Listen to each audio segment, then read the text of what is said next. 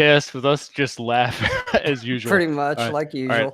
Yes, I will go incognito in a moment, but you're going to see my face right now. Okay, everyone, welcome. Good morning, good afternoon, good evening, no matter where you are. We're glad to have you here. This is Masculine Geek number 26, and we have the honor and privilege of David Perrodin, Safety Doc, PhD. Welcome, Mr. Perrodin. Hey guys, thank you so much for having me on Masculine Geek. I love the podcast. I love your post, and the Monday morning newsletters are just a jolt of, cognitive refreshment, to start the week. So I just love it, guys. And again, honored to be here. Okay, excellent. And TJ is actually going to. Well, let me just say your book, in chapter 7, I love it. It's a lot of it that speaks to me. It's as if you're sitting in front of me, talking to me. I love the way it flows. It's light, but yet deep, and we're going to get into that. And TJ is going to lead us off with the broadcast. Yeah. So everyone, welcome to the this podcast. And for those of you who don't know, I've interviewed David before about his new book on school safety and his work as a safety school instructor and advisor. So you were just, let's start off, because I'm really interested in it since you piqued my interest. You were talking about the dual thumb. You're throwing the first pitch at a baseball game. I am. So 2 weeks from tonight, I'll be in Duluth, Minnesota for the minor league game of the Duluth Huskies. And Huskies. Yeah. All right. That was great. I think it was right there. They're like, do not. They know talk about the game. They know where you are. And we'll get into this. So yeah, they gave me one thing I couldn't do, and right there, yeah, they must have. So anyway, 2 weeks from today, I'm going to be throwing out the first pitch at the Duluth Huskies game. It's a minor league team. They host the lacrosse Loggers. I love it. It's Wade Stadium in Duluth, built in the CCC era. So it has reclaimed bricks from turn of the century downtown Duluth. So it really has this appeal to it. When you go there, you just kind of are immersed. So the franchise, we connected before the start of the season, and it's kind of a recognition of my career contributions to school safety. The night prior is emergency responders night, and then afterwards is a shout out to school safety. So I get to throw out the first pitch. My 9-year-old daughter will come out on the field with me, and she's going to do cartwheels and stuff like that. Yeah, it's fun. And so the people I've been working with, they're at a minor league team. They're all like interns, right? They're all people in their early 20s. So anything goes. Like I said, it would be really cool if you could do like a Ricky Vaughn entrance for me from 1989 nice. Major League. Like, can you do the song without hesitation? You're like, yeah, not a problem. Like, where do you want to come out? Like the outfield or like the thing? And I'm like, yeah, that's great. Okay, we'll tell the crowd ahead of time. And I'm like, can you record it? Oh yeah, well, the people there. I'm like, I have my own camcorder. We'll bring it. Like, we'll have somebody take it for you. So anything goes, right? And here I am, 47, making this request. But they tell me one thing like I absolutely can't do. So they're going through and they're like, yeah, you can do this. We'll give you the mic and whatever. But they said, there's one thing you can't do. I'm like, well, I'm thinking, what's this? I said, you can't speak poorly of our sponsors. I'm like, wow, okay. That wasn't my intent. Like, I don't know why, so I was out running last night, and I'm playing this back from a few months ago when I had this discussion, because we updated some of the things of like where I'm going to show up when I get there and the person I have contact with. And I'm thinking there must have been an incident, right, in the league in the last year or two. Oh yeah, where somebody went off the rails, and the team sponsor was like MacGruber Auto. And they're like, I just want to tell you something about your sponsor, MacGruber Auto. They don't stand behind the 7-day guarantee on the reconditioned rotors. Okay. They don't. I'm just telling you. I mean, something like that went down, right? Because why else would you make this point to me? Like, you give them a mic, like you can say anything. You got 60 seconds, but whatever you do, don't go after our sponsors. I'm like, we're good. They would think that somebody who's accomplished what they have in your Right. life would realize he's probably smart enough to not do that. It got such a kick. It wasn't like, don't walk up to the mound with a beer in your hand or smoking a cigar. Like, don't do that. Yeah, it's like you're at a wedding. That's the best okay. man's about to get up and give the best man speech, but he's been drinking a little Right. bit too much. And you're like, okay, don't say anything Right. that's going to embarrass the bride. You can make fun of the groom all you want, but don't make fun of the bride or say anything, horrible. That makes sense. But yeah, it's funny. So yeah, there's a backstory there. I mean, it's probably an entire book. But it's just funny. It's just funny. So yeah, I'm having the time of my life right now. With the book coming out officially August 10th, but it's in the warehouses and shipping to everyone that's pre-ordered it right now. I'm doing some work out on the West Coast right away in September. So be flying out there. Mm-hmm. So life's really good, and to be 47 and be retired. That's fantastic. Are you going to do a book tour, and will you come out to the East Coast? The answer is yes. Part of that's with the publisher putting the book tour together, and I would think I'd be out at the East Coast, and it looks like it'll even be international. So that's developing. There are some arrangements already, but the dates haven't been determined. That's one thing. Like you, obviously, in publishing, is people take so long to plan stuff out. And like even the final copy of the book was submitted January 18th. And I remember that day because Vincent, you were talking about, where I talk about the torus in the book or self-similarity. January 18th was a pretty typical day for me. I got up, went to work, and I was notified by my publisher that the final draft had been accepted. So I was through the roof, excited. And coming home that night, I was involved in a multi-vehicle accident on the interstate, and I was in the middle of it. And my vehicle was destroyed, and I was pretty significantly injured. And it took me quite a while to recover. So my torus just shattered. And I knew the moment the car started, this all unfolded in front of me, I had 2-3 seconds before I would be a part of it. And I just was like, my torus is going to change, and it did. So I was in this really significant car accident, and I had photo shoot scheduled 3 days later for the book, for all their promo materials. Anyway, I get in this accident, car's destroyed. The next day by 10 o'clock, I bought a car to replace it. I'm like getting back to the Taurus. I need a vehicle. Found out what my injuries were from the doctor, did the rehabbing I needed to do to get back to my Taurus. And we're talking about Taurus, means every day of your life is pretty similar to the day before. I mean, there's some things that vary up, but you have times you move into chaos, right? And I talk about that in the book. And if you think about this ahead of time, and writing the book honestly helped me process what had happened and restore to a torus or a sense of similarity really fast. I mean, really fast. So yeah, it was pretty incredible, that part. Gotcha. Can you explain a little bit about the torus? I mean, I obviously know, but for our listeners. So torus is a TORUS, and it's a term that isn't frequently, it's not associated with school safety. And I took a lot of terms and associated them with school safety to give people a fresh understanding. The torus is one.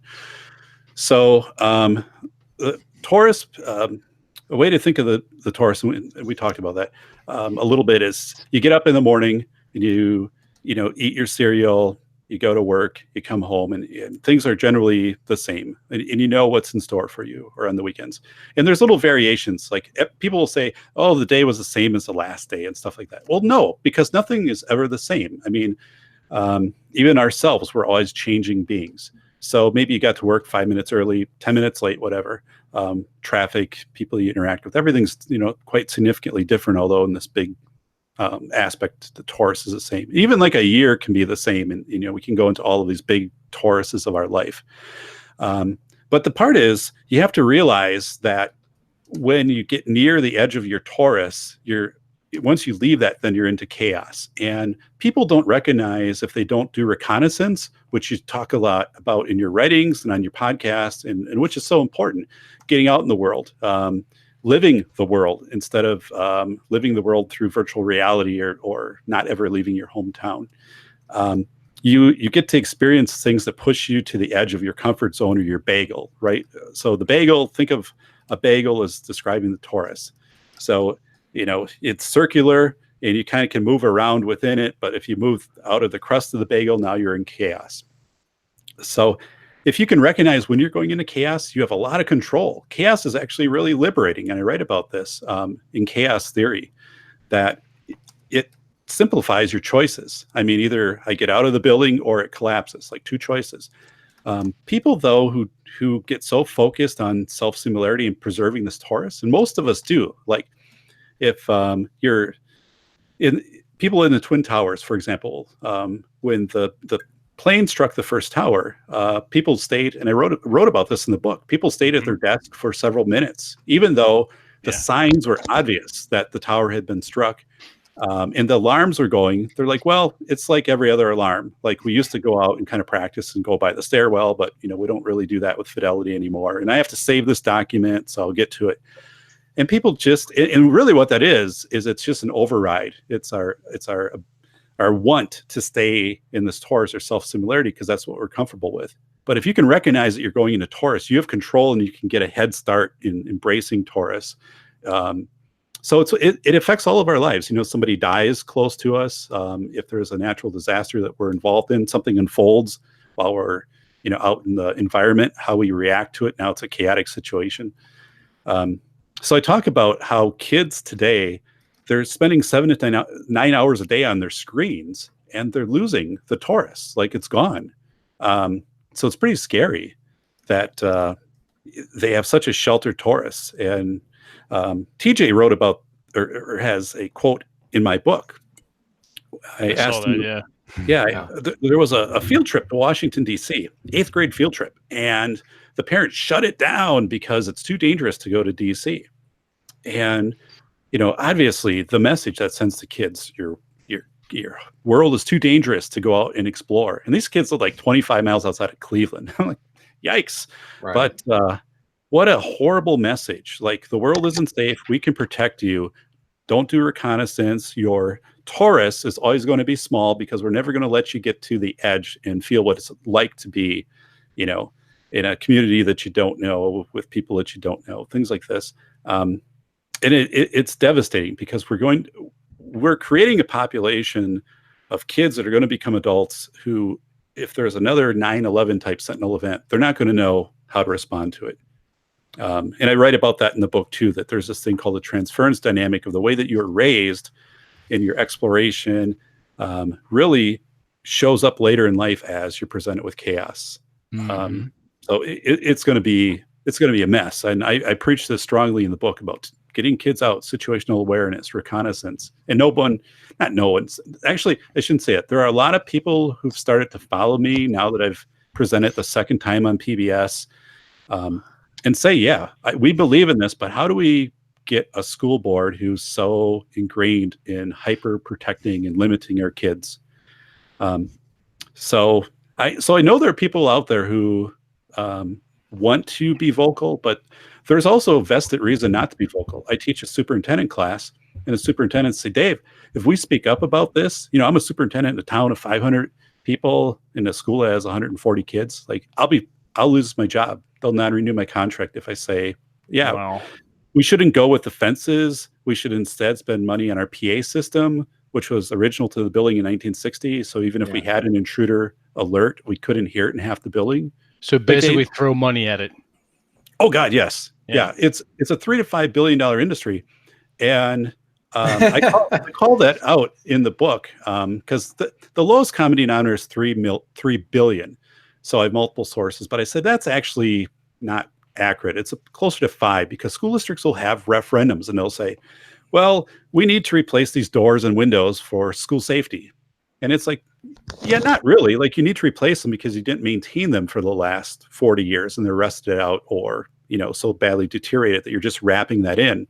And if you have a referendum now in my state, in Wisconsin, if you badge it with school safety improvements, it passes. Like, it's 90%. I mean, it's insane. And these things don't make schools safer. We're putting we're wasting billions of dollars. And then I talk about too, my PBS presentation, what are we going to do in deep fakes hit, and avatar realism and stuff like that, where you can make a video out of anyone and make them say words, and you can't fortify your way past that. I mean, that's where we're just going down such a bad path. Yeah, that's what's really interesting is you're talking about how they're trying to, they can't say stuff that they all know what the truth is, but they don't say anything because there's persecution, essentially. When you lose your job for saying something that's true, that's basically persecution. And so I guess with the book, how can this book, and for people who have not really followed or not familiar with your work, to explain a little bit or summarize a little bit of what your book's about. But also, I think here's the interesting thing that we've been talking about off air is behind your back is how applicable a lot of this stuff is to other areas of life. Oh, yeah. Like with the whole Boy Scout Baden-Powell stuff. Oh, it's great. Yeah. So a little bit about me. You know, I was a school administrator for 12 years, and I had a 2-year full fellowship at UW-Madison, which meant that was what I was doing full time. I left my job, was at UW-Madison, 2 years studying high stakes decision making in education, military, and healthcare. And it was rigorous. I mean, it was just a challenging environment. I wanted that because I wanted to have the credentials of coming out of Madison, where people say, yeah, that's a challenging program. Like, presented on PBS in 2013, the first time. It was after Sandy Hook in December 2012. I put together a special, rhetoric-free, about school safety in America, crisis preparedness and response. That was good. It talked a lot about the history of kind of school safety, where we were at currently in 2013. And then I came back 2 weeks ago, actually 2 weeks ago tonight, Wednesday the 3rd, and I did the sequel, or the encore to that, which was rhetoric versus reality, because we hear all of these things about school safety, right? Like you can fortify your way to safety, which isn't true. And I addressed that. That was very popular. That will go into syndication with PBS, or closed captioning it, transcribing it, all of that. And then like in 5 years, I'll come back and do school safety, infinity, and beyond. Call it a trilogy and be good. Sell it to George Lucas and we'll be gone. But my book, so School of Errors, Rethinking School Safety in America, started that 3 years ago. Was approached by publishing house Rowman and Littlefield because I'd written some journal articles they had become aware of, and said, you know, you could do a book on this. And I agreed, because I'm very realistic and contrary to the industry, but everything I do is empirical and based because I'm a researcher. So the book has, 70, 80 citations. I mean, a full index. I mean, it's really deep. Working with the New York City Department of Planning on it, on getting maps of 9/11 documents and things like that, because that's part of, I use some of that in the book to help explain chaos theory. Working with Dr. Paul Rapp, Sean Dickers, who designs a lot of video games, because at one point, like, video games were released to try to teach educators how to confront a shooter. Like, you could play the part of the shooter or the student and stuff like that. Just crazy stuff. So the book is really truth. I call it the most honest book ever written about school safety in America. And that's my tagline of going with it. And it really is. I go through and debunk all of the rhetoric, the mainstream rhetoric that is around school safety, and also the motives behind it. Why the marketers and vendors are going crazy with this stuff right now. And then also the fact of, like, nothing is really regulated. Nothing. You don't have to, a school safety device. On my PBS presentation, I talked about a kid in Somerset, Wisconsin. He was 18 years old, senior. In his shop class, he made a device you stick under a door, and you can basically, secure the door so somebody can't kick it down. So you had high school kids, football teams members, trying to break this door down. And the superintendent was so impressed, she bought 50 from this kid. So this actually happened.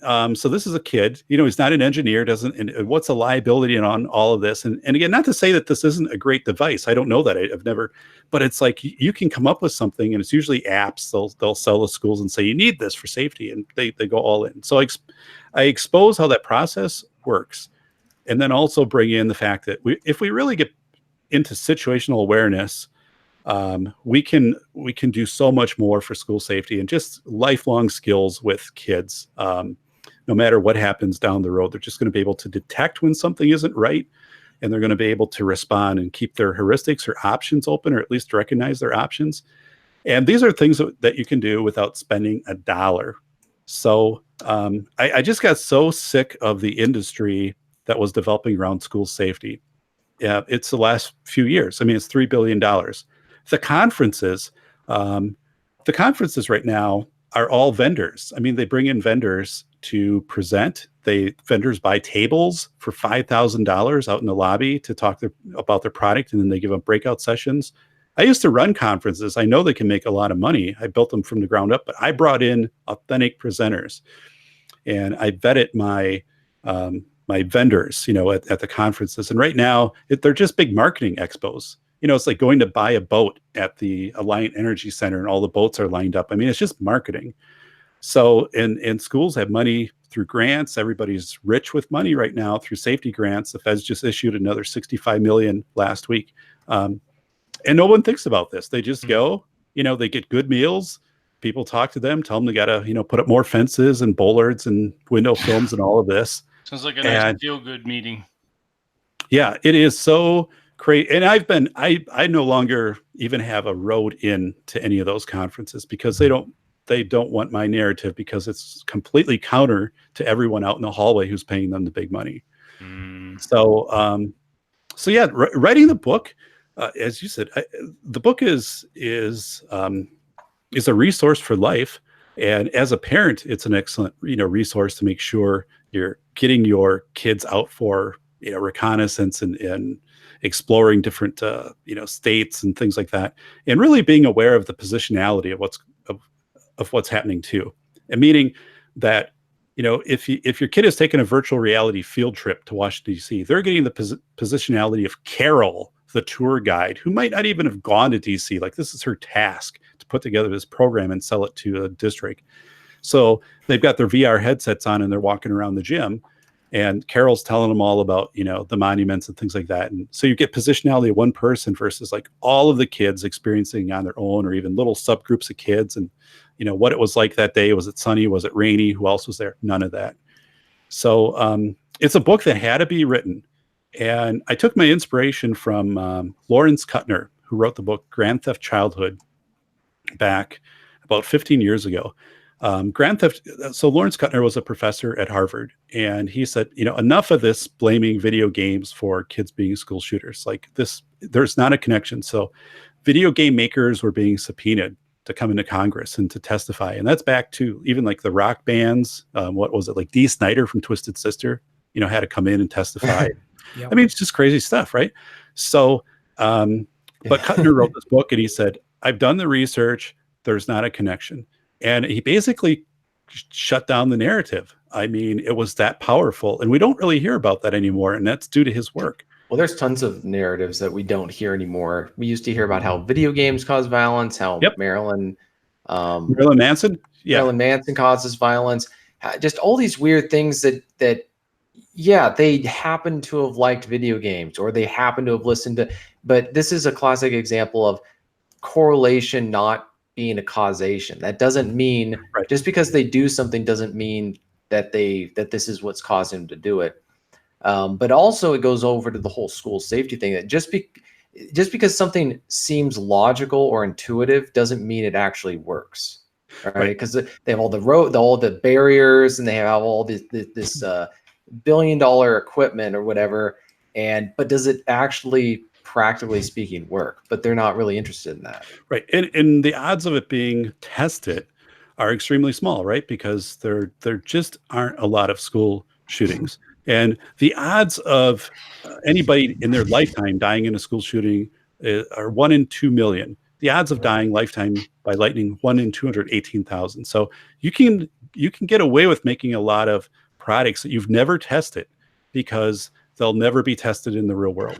And actually, in my hometown, they got safety grant funding 2 years ago and put in bollards, which are these big yellow things in front of the school doors. And you see them like in front of like convenience stores, because people do smash and grab, so they'll break the door and go in. But people don't smash in the front door of a school with a car and go in. Like, that just doesn't happen. And if anything, like here in Wisconsin, that's a horrible idea to put these bollards out there because you can't get the snow around, cleared up away from these things, and the icy patches and stuff like that. Just, it's really bad. But yeah, so they put these in, and their argument was, well, it's better to have it than not. And I'm like, well, no, not really, because it introduces other problems, and this isn't the way that schools are attacked. And they're like, but if a car came toward the school, this would stop it. I'm like, well, it probably would. But like, how's your PA system? How's your two-way radios? How are all of these things, your two-way radios, which you need to communicate back and forth, or if a kid has a seizure at recess, you're going to need, versus these ugly looking things. But the fact is, they're bright yellow, so they convey safety. Parents want to see safety. It's this whole peace of mind, customer perceived value. There's the illusion of safety is what's happening. Yeah, that's if it can be visible to parents, they'll go for it. That's why the fences sell and all the, and that's why we have these hyper realistic intruder drills I write about in the book and all of that stuff. It's just insane. And you mentioned that too. Like these drills take us along a very linear path. And as you were saying, that chaos doesn't really work out that way. And things that have already happened, chances are they're not going to happen. Most likely and fundamentally, are not going to happen the same way. So throwing these ridiculous, cost prohibitive measures are not working. Yeah, absolutely not. And what you mentioned about the context change. So we had in 1995, the Murrah bombing in Oklahoma City with McVeigh. So at that time we had roughly 12% of the U.S. using that had internet access. And then most of it was all, that was, you had to go to your desktop machine. And then by 9/11, people are able to get text from their phones. And right now, people are doing with the hurricanes. I talked to Triton Relief. I stay in contact with them. Triton Relief Group, they're a nonprofit. They're doing rescues with Hurricane Barry at the moment. And that's all through Facebook Messenger, the app Zello, and stuff like that. And people take pictures of their homes or videos, and then they know where to bring in this civilian rescue force with boats and stuff like that. So the context changed. Like, people do this crazy thing, talk about it in the book of benchmarking. They'll benchmark one thing to another, which I hate because context change, right? Very fast. Technology changes and things like that. And, even today, like, we have drones for getting surveillance on scenes and stuff like that we didn't have available, even 5-6 years ago. But people are just so intent on benchmarking. And I point this out in the book also, that 9/11, looking at the harbor rescue of 500,000 people in 9 hours from Lower Manhattan, Battery Park, getting off of the island, nobody injured, killed, was a major success. And in theory, in organizational theory, that should have never happened because you never practiced it. You never designed a rescue force. You had one command from Admiral Loy of the Coast Guard saying, anyone with a boat, get down here and help out as you can. So they had 54 tugboats. They had sightseeing boats, ferries, all of this stuff. Just a couple, fire department, police boats, things like that. And they made it work. They made this system work. And I tell people too, it's a great thing. You're the anniversary of Apollo, the moon landing 50 years ago. Systems develop. You figure things out in the moment. And everyone wants to figure out everything ahead of time. And it's horrible. If you think linear, you don't recognize the options around you. And options might present that you can get yourself to a secured setting, whether it be an intruder or a tornado or whatever. Something happens, or power outage. Who knows? But people have to follow the manual. Exactly. And you had mentioned something about lineage experience when speaking to the boat captains. Can you talk a little bit about that? Oh, yeah. Thanks. So the boat captains, some of the boat captains, they literally, their grandfathers and their grandfathers' grandfathers had been in New York Harbor. So some of these boat companies, like McAllister Tugs, go back literally 300 years of having a presence in New York Harbor. So there's all of this institutional knowledge that gets passed forward. Like, they know what to do with the tugs, and they know how their tugs operate, but also how the water operates. What happens when you have a squall that hits, the harbor, how the harbor responds to that, depending upon the winds. And because these captains have been in it so long, and their kids have been in it, and their kids, they pass this knowledge on. And that happened in schools for years. Like my dad was a principal for 38 years. I was an administrator, but like, I don't think my kids will be, educators. And if we look today, most school administrators last 2 to 3 years max in a position, and then they're gone. And teachers, it's free agency. They're leaving in droves, going to other schools, or just leaving the profession. So, you might have a little longer, 3-4 years, but you don't have this knowledge that you had in the tugboat captains anymore. So this whole process of induction too, of like how people know things. Yeah. Right now we have a lot of people in schools who like don't even know what this third key is for on the keychain. And then, they're going to leave in 6 months anyway. So we can do a much better job with induction, or training people as they come in, training kids when they come into a building. What do you do for, safety if there's a fire drill or things like that? Put them up with a peer buddy and things like this. But yeah, so we have this massive institutional knowledge, which President 9/11 McAllister Tugs, and they kind of took charge of. We can figure this out, and we just don't have that also in education because of the turnover. Gotcha. You had also mentioned something interesting as far as like actionable advice as making people situationally aware. That was another item you touched in your book. I forget what chapter, maybe 5 or 6. And there was a game, and I remember this, and TJ will too. Kim's game from Boy Scouts. I remember playing this and enjoying that. Can you explain that a little bit, and how that would be effective in building someone's situational awareness? Yeah, absolutely. So we're talking about the book Scouting Games by Sir Baden-Powell, and the book was released over 100 years ago. He focused on activities to build environmental awareness. And one of the games that he had was called Kim's Game. Kim's Game, imagine on a table that you put 10 random items that are probably not associated with one another. And just anything, a deck of cards, a pencil, a Hot Wheel, a thermos, things like that. And then you examine these things for maybe a minute. So, and then you leave that area, or you cover it up, you do something else for 2-3 minutes, and you come back and say, what's on the table? And it's not visible, but what was there? And then you have to remember, okay, there was orange golf ball, okay, and it was like a practice ball, had the holes in it, and then there was a battery. Okay, what kind of battery was it? It was a AA. And then you start to go through all these things, and once you get 10, then you work your way up to 15 and 20 and 25.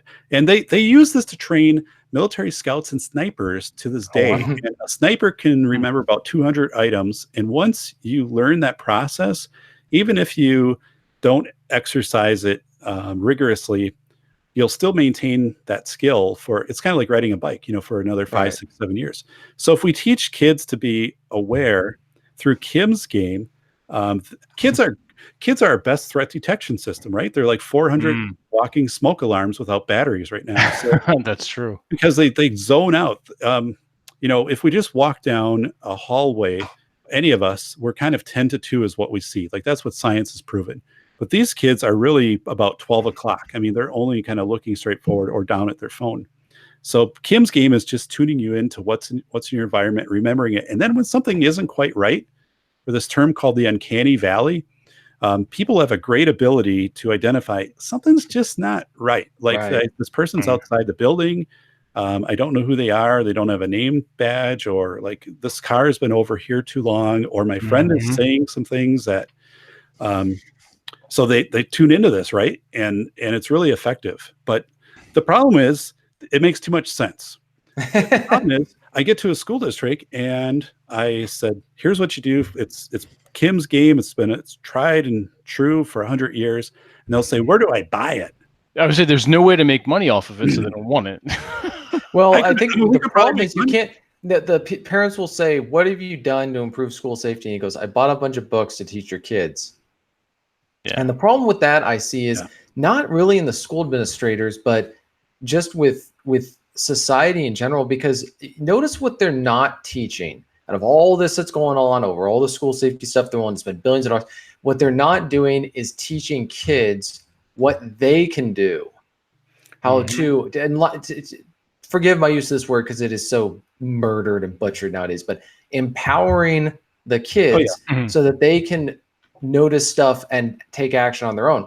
Because there's this contradictory thing where they want to keep the kids safe, but they don't want to give the kids any autonomy whatsoever to make any decisions. Because let's say that this stuff, it wasn't happening 60 years ago, but if it was, they'd have just said, okay, kids, you see anybody, do your thing. Like, you're young adults. We expect you to do something. We don't expect it. It's like when I was in high school, they had a policy of, if you touch anyone in anger, even if you're being attacked, you're automatically suspended for 3 days. Well, that's teaching kids that they cannot enforce healthy boundaries for their own bodies in a school setting. Like, school teaches them, you do not have autonomy over your own bodies.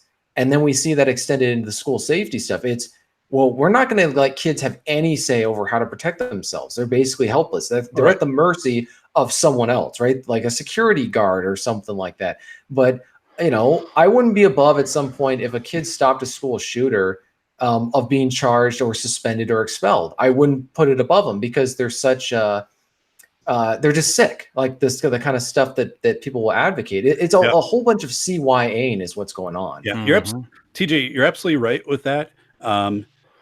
Because right now, for example, school administrators, I know a school administrator who dealt with this personally. He separated two kids who were fighting in a high school hallway. And basically, turned the corner, and these two male students, both like juniors, were going at it pretty fierce. So he separates the two kids out. Later that day, the police show up at the school, and the principal is charged with battery because he put his hands on the student. Because the students were suspended, they went home, and the student, said, the principal, pulled me away from this other student. And the parents said, well, he put his hands on you. Like, did he have a team there of, they're supposed to have a safety team, right? He's like, no. And so the principal was arguing, saying this was, somebody could have been seriously hurt. I mean, they were throwing punches at the heads and things like this. And back when I was in high school, you'd just be pulled apart, and that would kind of be the end. But no, he was put on administrative leave for an entire year. Wow. And I stayed in contact with him. I do expert witness work. This wasn't a case where I was an expert witness, but I did stay in contact with him and was kind of helping him through this process. But he said, I can't sell my house. How do my kids go to school?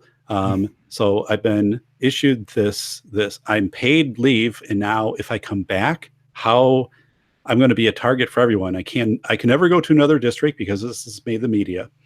And so you talk about kids, it's the same thing. If a kid jumps in and intervenes, they have to consider this now of what's the repercussion for me. And I think that's authentic. I've done workshops where teachers will say, they've actually said this. They'll say, I'm not sure I would confront if someone came in as a school intruder, broke into my room, and in that split second, if they had a gun or something like that, I could take them out or something like that. I don't know if I would do it because I don't know if I'd lose my job. And I'm like, whoa, that actually happened. I was doing a training, but I find this more and more. People need permission to defend themselves. They need to know that the administration has their back, and the administration needs to know that the board has their back. And what happens is the attorneys scare everybody now too. The attorneys completely bail on anyone that does anything, right? They're going to make them the scapegoat. They'll back maybe the school board, but they're going to say, and I see this in expert legal witness work, just say the person acted beyond their job description. Like with that principal, because my position would have been the principal was intervening in a split second because he thought that there could have been some traumatic brain injury of these students trying to punch each other.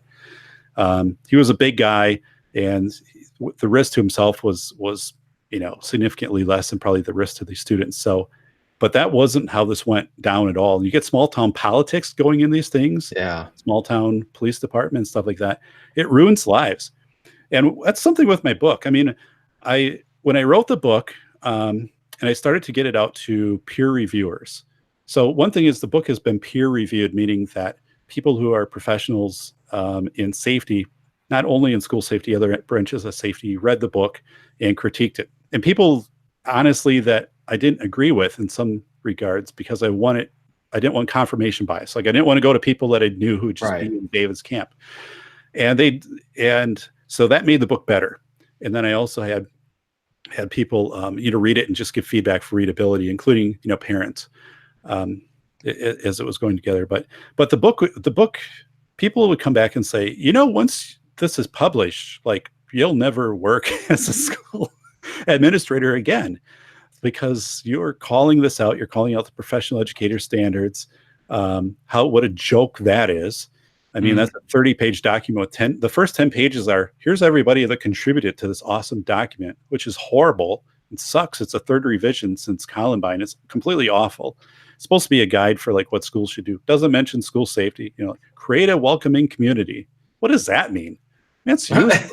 It's incredibly useless. The swath of vague garbage. And so I call these people out, and it's funny because sometimes I'll get quoted in articles and people will do like a counter quote, because I'm always the antagonist, right? I'm one of the last people standing who's going to say, like, you shouldn't do this. There's smarter ways to spend money, like two-way radios and stuff like that. So I'm always brought in as like the person who will actually give a quote. And then there's always like someone then to counter my quote.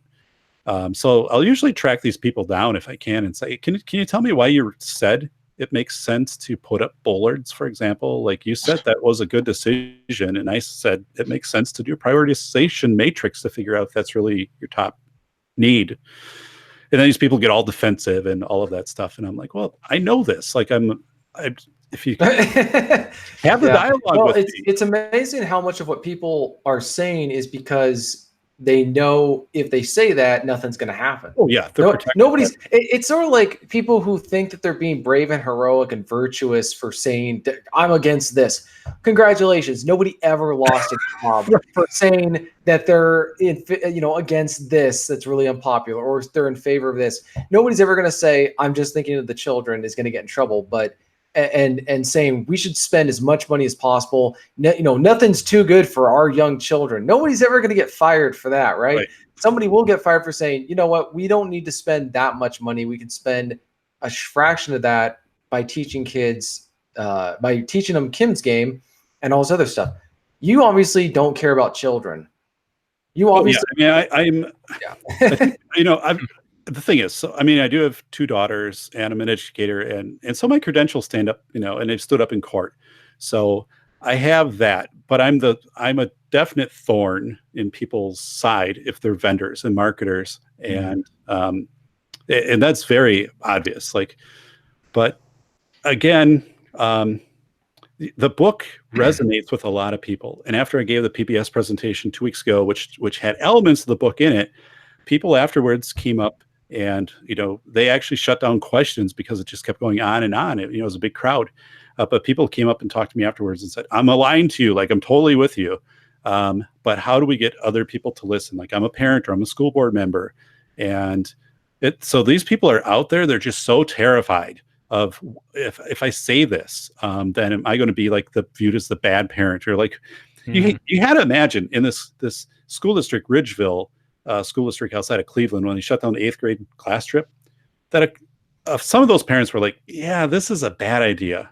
Like, we need to do the trip, right? We need to do this, but I'm not going to stand up and go to the board, me and 2 other parents, and say we need to do this, because like, then I'm going to be shamed, and I'm going to just be, how callous, and you're not looking out for the kids. And we have an option of doing a virtual reality field trip, and it's much, virtual reality field trip. Yeah. It's such a sham. And here's the thing with those.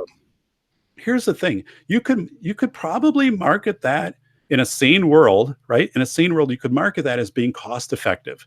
Like, I could come to you and say, listen, guys, you don't have to spend the money for the bus and the lodging and all of that. Like, we can do this, and it's a rural district and your budget's kind of tight. Yeah, maybe that argument. They don't go there. Like, the vendors don't go there, because they know if they say anything about school safety, that it's peace of mind. If they can sell peace of mind, hey, your kids aren't going to be in DC. It's a dangerous place. They're not going to be in New York. It's a dangerous place. they go for that. Parents go for that. The superintendent of the district actually advocated for the trip and said, I took my family there. But, he in the end said, this is what the parents wanted and the board. And I'm just like, oh, bad move, man. Yeah. It's interesting that we were talking about lineage as far as families are concerned and experience in a crisis. We're we are breeding this out. What's happening? I mean, 20, 30, 40 years from now, our ancestors who had this familial knowledge, they're going to be dead.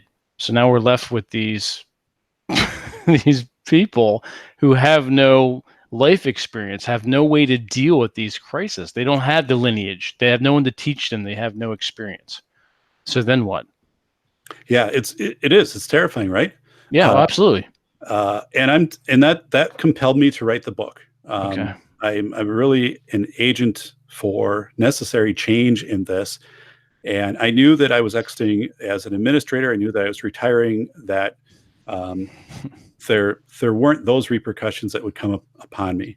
But yeah, I worry for my kids, and maybe it's then people they're interacting with who totally get caught up in some kind of disaster or some situation going down, and then they don't know how to respond to it. So then my kids, as being connected to that, are ancillary recipients of incompetence of other people.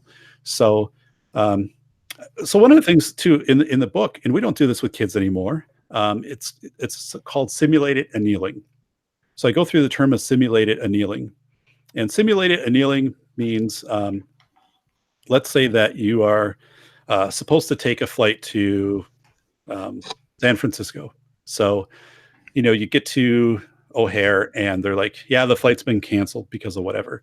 And so right there, you have some options. I could take, this flight, but it has 3 connecting flights, and then there's a bus, or I could do this and this. So these are all things, but it'll get me closer, right? I can fly into Bakersfield. It's a smaller airport, and then I can rent a car and drive down. So learning to make decisions and figure out what your options are to get you closer to your outcome, like that's great thinking. That's called simulated annealing. It's the same thing. You're on a mountain, like TJ, you're on a mountain, right? And you're hiking, and you lose where you're at, and you can either that's never happened before. Right. That's why you need Reese with you at all times. So we know. Yeah. So you only have so much resources with you. Water, food, energy, things like that. So you can either keep climbing higher, and maybe you can see a village down below or railroad track, something that you can go to. But maybe you've just expended all that energy and you've just moved further away from your potential rescuer. So you have to weigh these things out.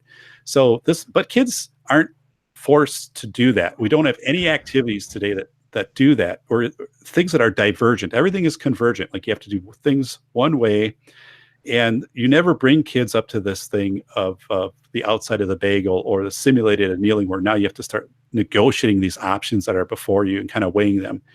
And we don't reward anybody for getting close. And that is horrible. And we need to change that. And I preach strongly. I actually have districts that I consult with on a regular basis. They're not in my state. Like nobody in my state's going to bring me in to do this. But big districts that listen. And I said, if a kids can do simulated annealing, like you put some problem out there and they can kind of get closer to a solution, like that's good, right? Because there's never one direct way. And if there is, you can't guarantee that something's not going to be thrown in it, causes it to go haywire. And that's the way that life is. Yeah. I mean, yeah, you get up and suddenly, you go to work and your car doesn't start, your battery. So yeah, do you get a ride home from a friend? Do you get a tow? Do you call? And I mean, all these things that you go through, right? But we don't do that. We completely do not teach kids that it's okay to do different divergent ways to get closer to your outcome. Exactly. And it's a shame. And I call this out in the book. I'm passionate about it. I'm almost to the part where it's infuriating how much we've just handed over. In my generation, my God, I was, in the 1980s when I grew up, in the morning, we went to the Sandlot, which was on the other side of the railroad tracks, a block from my house, and you just showed up, right? any kids who were, 10, 11, 12, 13, you showed up and you play baseball till noon, and you play it. If someone didn't have a glove when you were batting, you gave them your glove. And the older kids figured out the teams. We had one kid, Mike. Mike only had one leg. He had a wooden leg. So you figured out what's fair for Mike. Well, what's fair for Mike is we're gonna go through the garbage cans, the bins from the night before when the senior league was playing softball, and find the Miller Lite beer cardboard thing from the beer. Where did you grow up? Because I had in my little league, I had our pitcher. I forget his name, but he had one leg. Really? Marathon City, Wisconsin. Oh, okay. I was going to say, all right, yeah, but yeah, I know exactly what you're talking about. He played. Yeah. So, the accommodations were made so Mike could get to this base would be like 5 feet closer, just a piece of cardboard. And then once he got there, then he had to go to first, and he's kind of on his own, right? But we did stuff like this, and we're so far removed from that now. It is terrifying, but again, this book is powerful because what it does is I think it validates what maybe you're thinking as you read it. It's like, somebody's caught on to this. And yes. I had somebody call me after I did my PBS presentation. Somebody watched it in Florida, and they sent me an email, and school safety director outside of Orlando, some district, calls me up because he said, "Can you talk? Because I watched your presentation, really liked it, but I'm having a hard time convincing my board to do things like Kim's game, stuff like that." I'm like, "Yeah, give me a call." So we're talking, and the whole thing, he's like, "I'm with you. There's other people with you in this. It's common sense." Same age as me, actually. Guy was 47. And he said, "I can't get people to even listen. Like they just want, they want to hyper protect the kids." And TJ, I sent you an article about the employees who are willingly being microchipped in China. Yeah. Oh my God. I can tell you willingly. Yeah, willingly. I can tell you from the districts that I work with that I completely believe right now, 50% of the parents would hands down agree to this. Hands down. You might be thinking I'm crazy with saying that. No, absolutely not. If you said this is a way that we can always track where your student is in the building, or if there's evacuation that has to go, if they get kidnapped by some creepy guy holding candy outside of a it's like your son who's 17 is not allowed to punch anybody, including the creeper trying to attack him, but let's shove this GPS tracker into his wrist. And that's what's kind of the scary is I see that they don't stop just at 8 when they graduate from high school with this thinking. They carry, like you were saying, they carry it with them the rest of their lives, and it's fed into them by the culture. Everything's dangerous. Everything's going to kill you. You do this, you do that, you're going to get cancer. Yeah, wear a helmet at all times, and all this other stuff. Instead of letting people be resourceful, and also they have this concept of the catastrophic mindset where with young, especially my generation, where we were taught if you don't pass this test, your entire life is over. Like everything's over. You're not going to get a good grade in this class. And because you didn't get a good grade in this class, you're not going to be able to go to the college that you wanted. Because you didn't go to the college that we wanted you to go to, you're not going to get the degree. Because you won't get the degree, you won't get the job, you won't get the job, you won't get the house, the family. And so it's like you turn your kids into nervous freaks. Like they're just terrified of doing anything, because doing nothing is better than doing something, because if you fail, then their life's over. But if you don't do anything, so this is why a lot of kids just stay at home in their bedroom playing video games all the time. Yeah, completely. And I mean, could you imagine Henry Ford today, or Thomas Edison, 1,000 attempts at the light bulb? I mean, even if he got it on the 1,000th time, like everybody would come out and criticize him for the 999 failures. That's just the way that we are. And when I work with districts, and this is written, in the book too, is I examine process and get people away from trying to blame. So we'll do like tabletop activities, and right away I'm like, listen, no one's going to get blamed at the end on this. You don't get a score if you've got an 82%, nothing like that. We're just going to examine process. If we get process better, we get outcomes better. And people are so uncomfortable with that until you've done it a few times, and then they catch it. But they always are thinking you're going to grade me, and I made a bad decision, and they're just so nervous. And I'm like, just no, make decisions, work the problem. The Apollo 13, that went to hell, and we had to get it back. You work the problem, you figure out what the resources are you have, what they have up there in the spacecraft, and you figure it out. And I oh my God, I'm working right now, and I put this in the book right at the end because it was an emerging technology, but there's an app, What 3 Words? It's a company out of London that I don't work with, but I'm writing a white paper for them. They have mapped the entire world into 3x3 meter squares. So when I was presenting on PBS, I actually gave the location, the 3-meter location, achieving land keep that I was standing on as I presented. But this will revolutionize rescues, and they're using it in the Netherlands, Sweden, Great Britain. Postal addresses, they're getting rid of those and just using this 3-word addressing system. But, we have to embrace technologies, and people in the US are so reluctant. And the evacuations, I'm like, here's the deal. Evacuations, they'll put up a mile perimeter now. So if you think you're going to the church 2 blocks down the road for your evacuation, probably not. So just work the problem. When the police come in and fire whatever, they'll tell you this is what our perimeter is going to be. Here's the site, and then let people know. But they're so entrenched in this old thinking of, no, we have to have it in a manual. We have to know, we have to let parents know ahead of time. I'm like, no, you don't.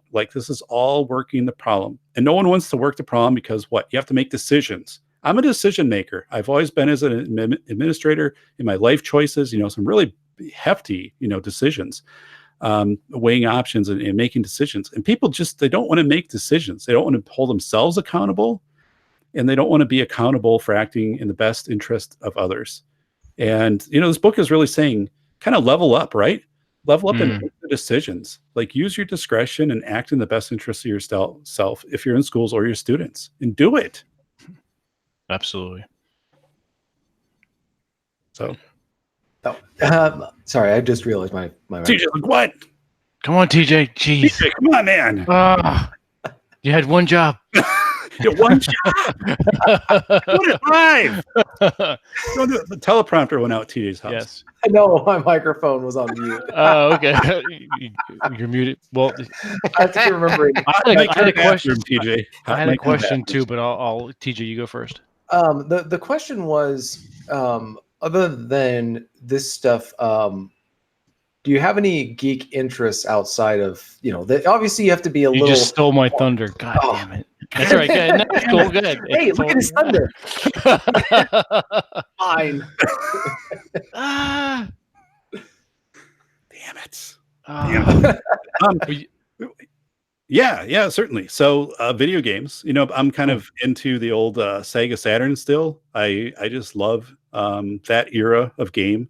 I guess I love it because I can still understand it. So made myself as a player, of course. I'm always playing. I love that. Of course, podcasts. My first podcasts were absolutely horrendous. I used a phone and I held it up to a crappy microphone to do interviews with people. I mean, it was just horrible. And then I finally forced myself to learn the technology. You guys will get a kick out of this. I'm going to actually grab this. Oh God. Okay. So this is Photoshop Elements 9 for Dummies. And I got this for $4. I just bought Photoshop 9 used a month ago. So it came out in 2011, and my 2002 version of Adobe Photo Deluxe wouldn't work on my current computer.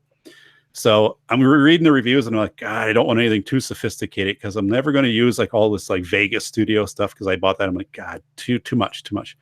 Right. So this is kind of the last version that you can learn without ever opening up a manual. So I learned how to cut people out of pictures and do stuff like that.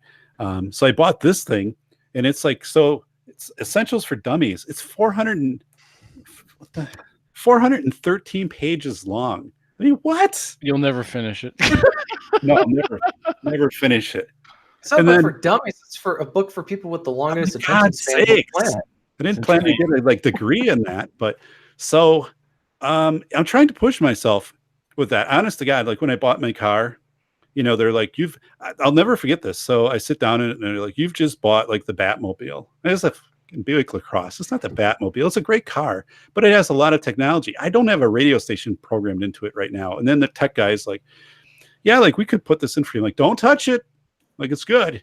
It's like, you can change it from sport to touring and all of this. It'll change your gears. So I'm like, listen, man, you didn't touch anything, did you? You left it just the way it was. Like, because I'm used to that. And so, yeah, I mean, for geeky stuff, I collect, man, I have this massive collection of fire engines that are 1/87th scale. Oh, cool. So these are the kind that you'd actually put on displays. So they have in Madison, the railroad enthusiasts come in and do the little scale stuff. And then they'll put like fire trucks. And these are the ones they'll buy. So like something like this is probably $30. And it's not meant to be played with at all. But I have this entire collection that I put together over the years because I was a firefighter, and I kind of appreciate the different apparatus, and they come up on eBay once in a while. So I'm still looking for a snorkel if I can get it for the right price. But yeah, and then of course, you got to have the Ecto. The Ecto 1. I saw that in one of your Twitter posts. That's great. 84 Ghostbusters, right? Yeah, absolutely.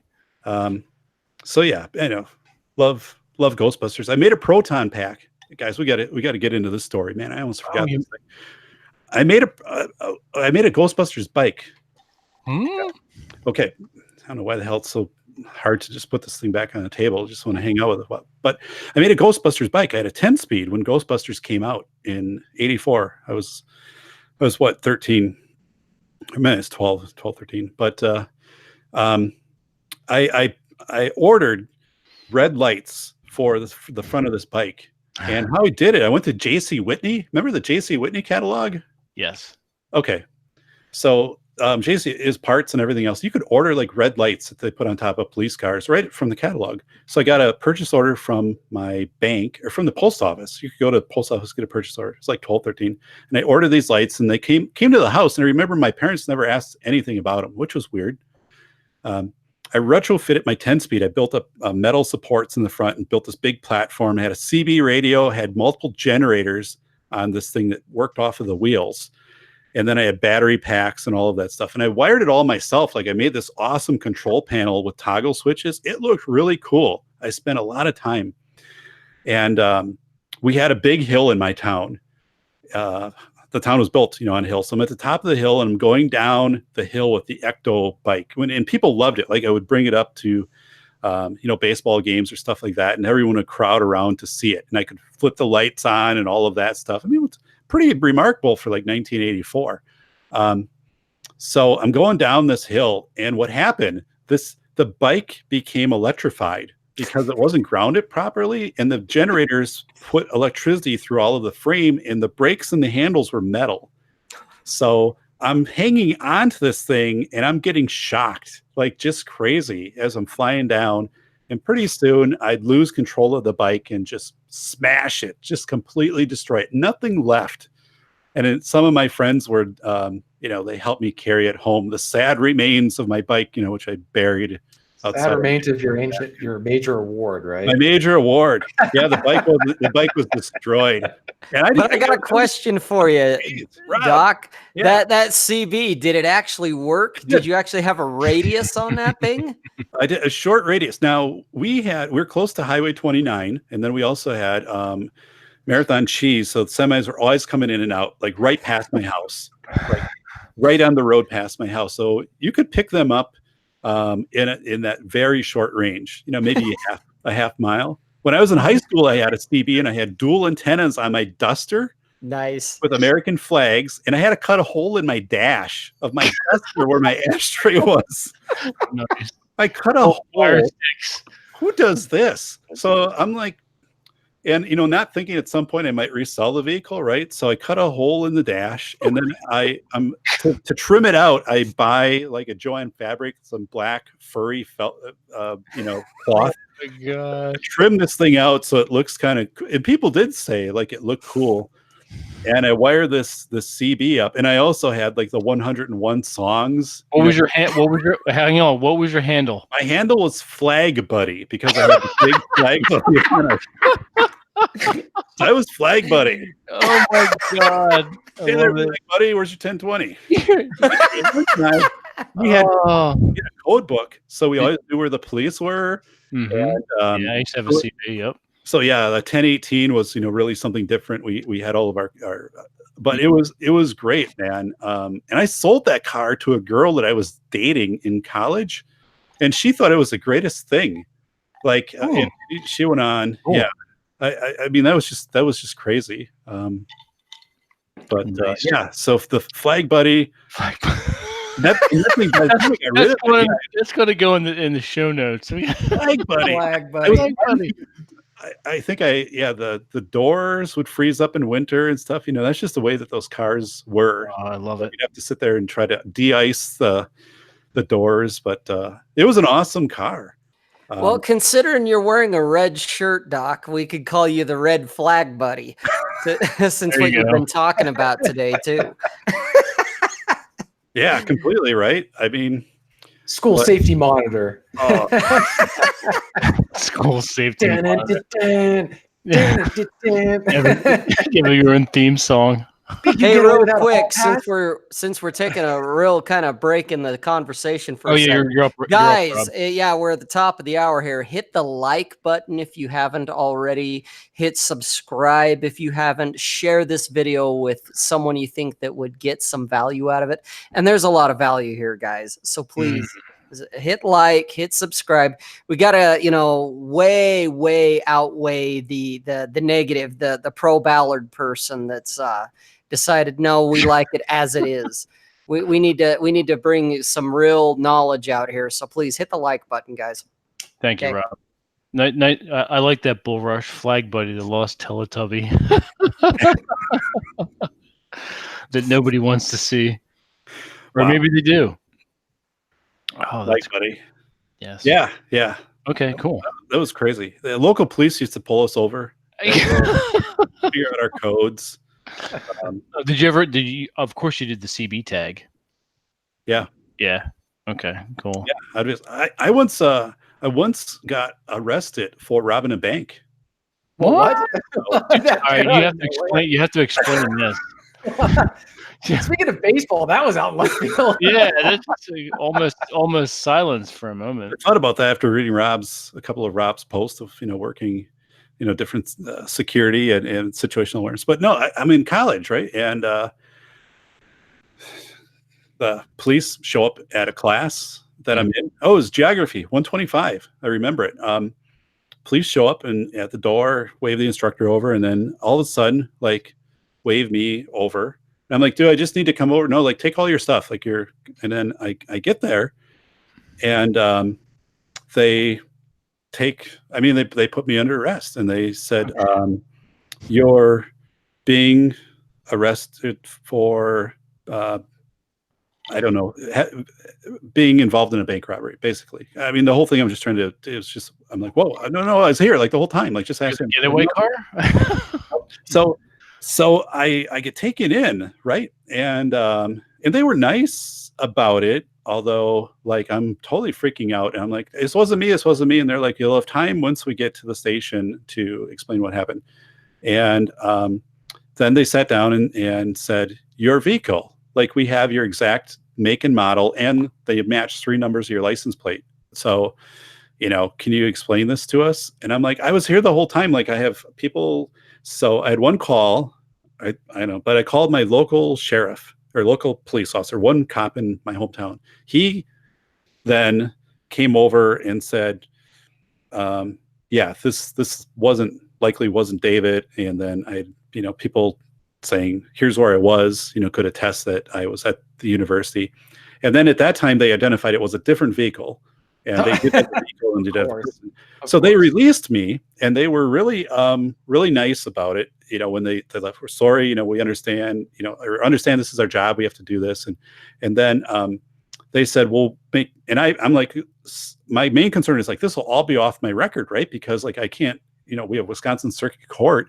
I don't know what just happened went down here. Like, I can't have this. Oh yeah, don't worry about it. Like, we'll take all of this. All this will be cleared off. There'll be no mention, whatever. And it was. So like a week later, my record's clean, and then I had a speeding ticket gone. Like, no mention of that. I was it just took like, they hit the erase button on everything. They're like, we owe this guy like a reset, man. And yeah, so I can honestly say, yeah, I've been put in the slammer for allegedly bank robbery. I'm like, what the hell? Do I have my backpack here? Am I coming back to class? We got I have tests coming up. No. No. Take the backpack. No, I mean, it's crazy. Yeah, I think I got outside, and then they took the backpack, and then Of course, you go back to class, and all your buddies like, dude, you got off of a bank robbery. You are so cool. Yeah, that wasn't a good experience. Everybody was professional about it, but you realize in a moment like how quickly I mean, that's the chorus change, right? Like today, I'd realize this will play out in time. Like, I know that I didn't do this, and hopefully, like, I'd have but back then as a kid, and I'm a kid who got to explore the world and got to make the Ghostbusters bike. I mean, how about a kid today where something happens where they get held up in an airport, something like that? They go crazy. Well, and the thing is that you realize, really, it's whenever you go to a courtroom or you're around the officers, you realize that there's a lot that they can do within their discretion, and there's nothing you can do about it. Like, all they got to do, all one person has to do is just say a handful of words, and the course of your day, week, month, year, or life can change drastically, right? The cops, I mean, you could have had the wrong cop there who just decided to be a jerk about it, or had some prejudice against, just didn't like the way you looked. And it's just like, you know what, we're going to hold him overnight. We're not taking any chances. We're going to be, and then don't apologize, refuse to take the record off, and just, that's something that they can do if they want to. But these cops, ended up being just your rank and file. We're covering our rear, right? We don't think it's you, but we're gonna not risk our jobs by bringing you in.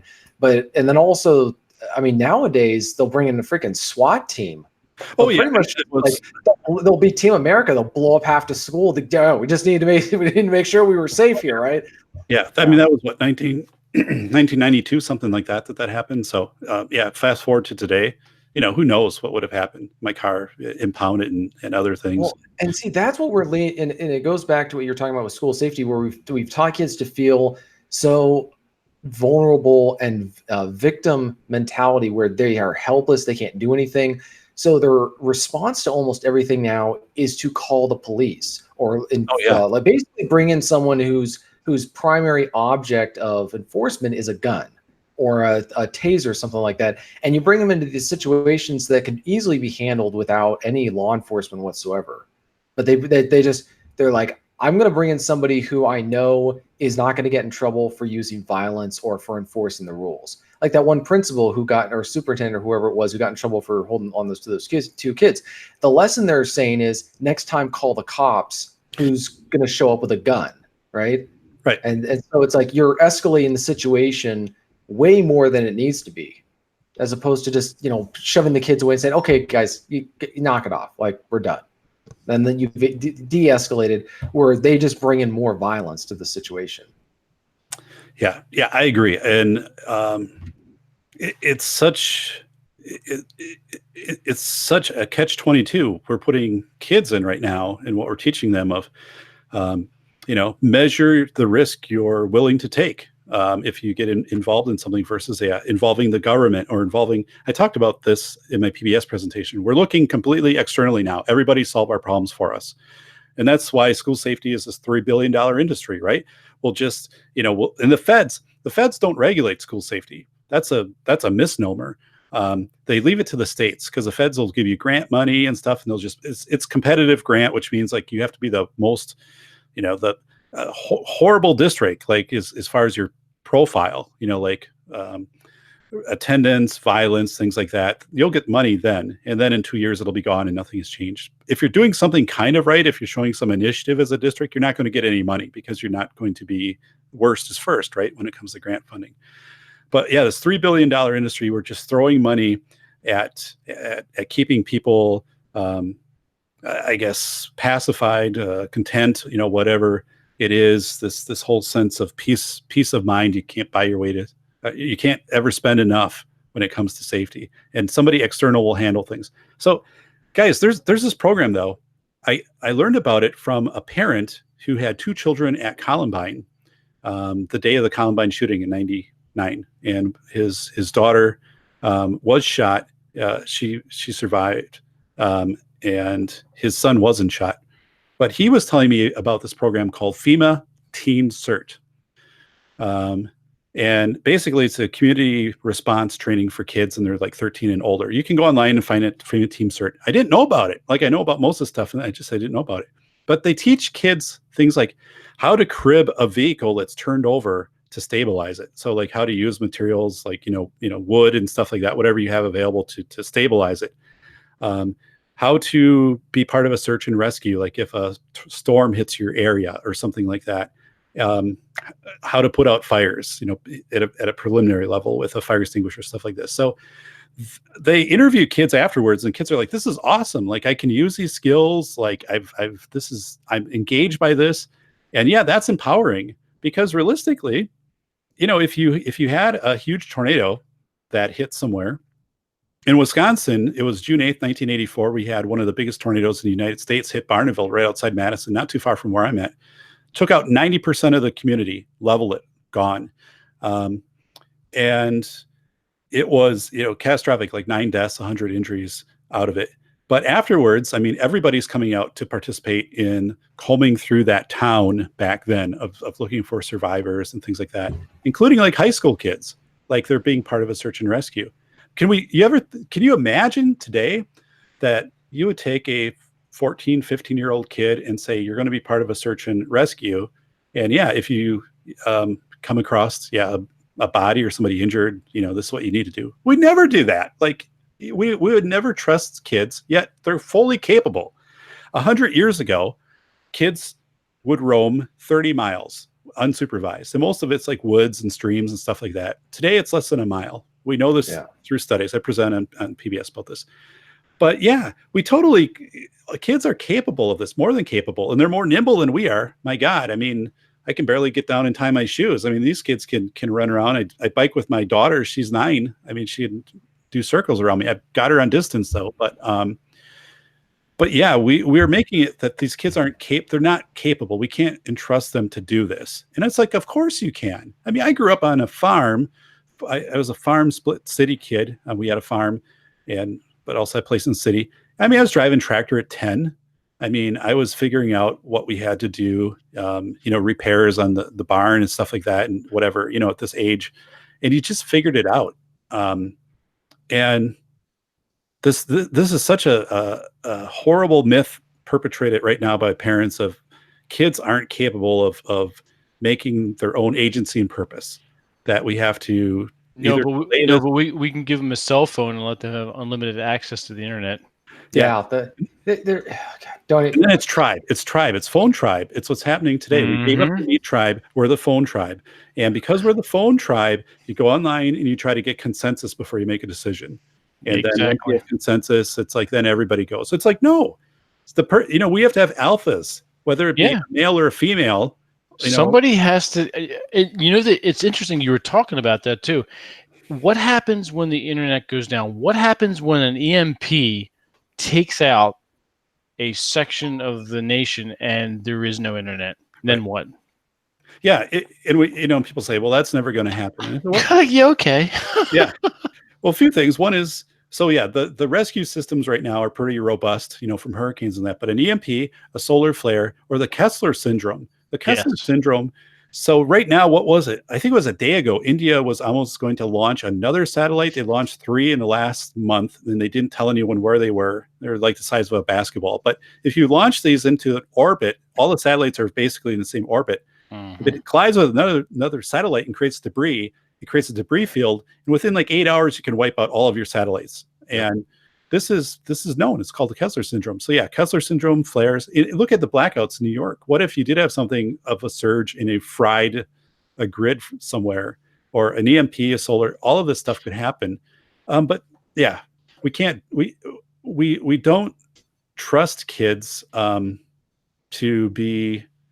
take leadership roles. And the other thing is, it's not that we don't trust them.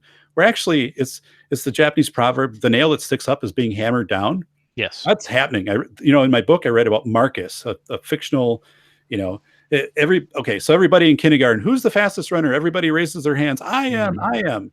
Get to third grade. Who's the fastest runner? Everybody points to Marcus. He's the fastest because they know, like, he's the fastest runner.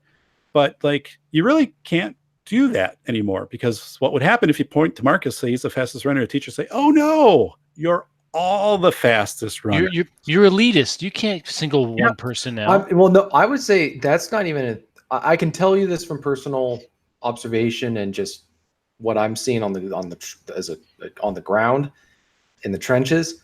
That's infected adults today in all parts of society, where this is true, where you cannot have, if you are being better at something than someone else, they will tell you to stop doing that because it's making other people uncomfortable. Yeah. It's intimidating. It makes them fearful, blah, blah, blah, or just it's embarrassing or it's not nice. We have to watch out for everything that we say and do, because potentially somewhere someone might be offended.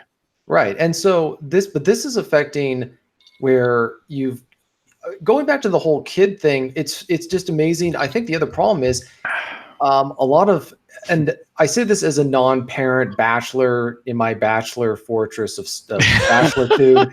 I say this, but I feel like part of this is not rocket science, and it's a lot of parents just the idea of teaching their kids, they're just not good teachers. And one of the examples of this is the idea that it's okay to fail while you're learning something. They can't stand, because everybody's like, there's this whole neurotic thing, I think, where they project their own agency onto their child. And so they can't stand to see their child fail at all in any way, shape, or form, because they feel like it's an extension of themselves. So they don't teach them anything, or they don't teach them well, and they just give up after they fail the first time or whatever. Whereas you got to, and also teaching them in a calm way where they learn competence and then they can actually figure stuff out, but they don't do that. They just hand them a phone because that's easy. You don't have to do anything. Well, right? It's babysitting too, because parents don't want to be parents. No, they don't want to discipline their kids, so their kids turn it. So the only way to get their kids to shut up, other than saying, "Oh, you're going on a timeout. We're going to go put you in your room," and It's ridiculous. You can go look at all sorts of crazy stuff on the internet on your phone for 4 hours while we're out. Yeah, timeout is worthless now. It's essentially worthless. It is. Yeah, and I wrote about this in the book too, at administrative level. State of Wisconsin, down in Madison, some of the top offices down there, they have accepted basically standing protocol. If you feel uncomfortable at a meeting or overwhelmed or whatever, you can exit and you can go to, it's basically a safe room. They have these things on campus now. And I talk about safe rooms and hug boxes. I mean, like we embrace. Wait a minute, a hug box? What the hell is that? I've never heard of that. That's a couple of universities. Stupid. A couple of universities, I forget where they were, had a box and it had a whole bunch of pillows inside. And then I think you could also like ask for a hug if you were stressed out in the library.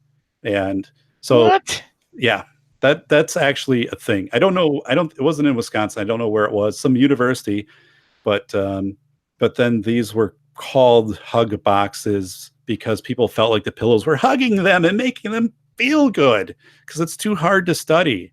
Like, too hard to study. I almost have no words. It's kind of like when I was reading that article on my podcast about this. These are students at Stanford University whose parents were scheduling play dates for them with other students. Oh my God. And we let these people vote. No, It's so messed up. My parents went to Europe when I was for most of the summer. I was 16. It was like Tom Cruise on God, what was the movie where he's in the house and his parents are gone? The one where he's Risky Business. It was like Risky Business at my house. So my brother's supposed to look over me. I'm 16. got my stuff together because, reconnaissance, I know my stuff. And my grandparents lived in town. They're pretty cool. And my brother's like, as soon as my parents leave, my brother's like, listen, I'm gone. Like, here's how you can get a hold of me. And there's just a static number at that time. I'll check in on you. You've got it, like your thing. We got the vehicle here, got cash. And I was working. I was working like at age 10 at the concrete factory. I still working at the concrete factory, a couple blocks from my house. So literally, like, my friends and I would go out. We go out up to the neighboring town, top of Rib Mountain at midnight, go all the way up to the top of the lookout tower, the forest lookout tower, and then just like hang out like Wayne and Garth at the airport on a vehicle, like just, talking. I mean, we weren't into like, stupid stuff like drinking and driving and vandalism. I mean, we didn't do those types of things, but yeah. And then we'd race up and down the hill, stuff that you wouldn't at all touch today. I mean, it'd be super dangerous. Was super dangerous, but yeah, this whole thing. So, with the government, with people in education, of saying at the government level in our state, we can exit these meetings. We don't feel comfortable with the topic or big stress because this presentation that you're asking me to do, or this, and they leave and they go into a room and they have like a, coffee and tea and a chair and they can just chill, or they can just go home. And I'm like, people think this is false. I know this from the people on the inside. And I'm like, this is so, and people actually, tell me, I totally have this privilege. I can do whatever I want. And if I just come in and say, it was really rough over the weekend, like I didn't get a lot of sleep, like, the neighbor's dog was barking or something like that, I'm just not up for this meeting. I'm just going to excuse myself. It's like, no, you need to be here. I mean, that would be like any of us, right? Because right. You have a job to do and you do it. But they just excuse themselves the moment things get a little bit tense. And we talked about that principal who was separating the students, that the state just backed away. They didn't intervene on his behalf at all. They're like, this is for you to duke out. We have no position on this. So, I would go into a lot of details about stuff I know, but for reasons I just can't. But I've seen exact same things like that, where it's so absurd what's happening and nobody wants to touch it because they're just so cowardly is just one of the words for it. But yeah, there's all this just weak there's fragility. It's emotional, psychological fragility.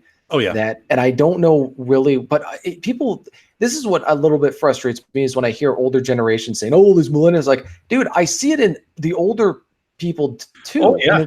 And I'm just wondering, is it in the water? Is there really like was the John Birch Society really right about fluoride and all that, or was there something else that's going on that's just causing people to be psychologically like they're just not all there? But what it's doing is it's creating a whole generation that is going to perpetrate that even further until there's some new group of young kids who just rebel. Like the new rebellious kid won't be the one smoking cigarettes and doing alcohol and whatever that. He's going to be the kid who's going to go out and get his knees scraped and dirty because he was playing in the woods, and they're going to all smash their cell phones because they're going to see them as basically little handcuffs. Is kind of what I mean. Right. That's theoretically what could happen, but a possibility. But that's where I see things going, unless that's the current trajectory, is just more and more kids where they're going to the logical conclusion from what they are being raised and taught to believe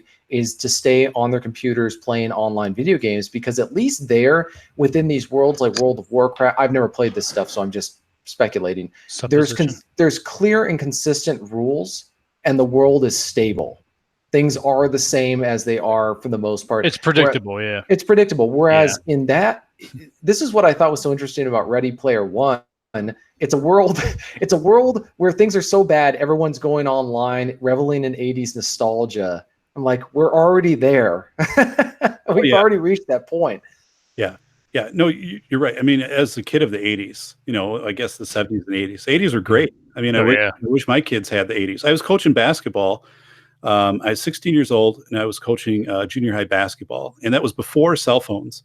And kids would get done, and there was a payphone in the lobby of the school. Maybe want to explain the payphone for some people.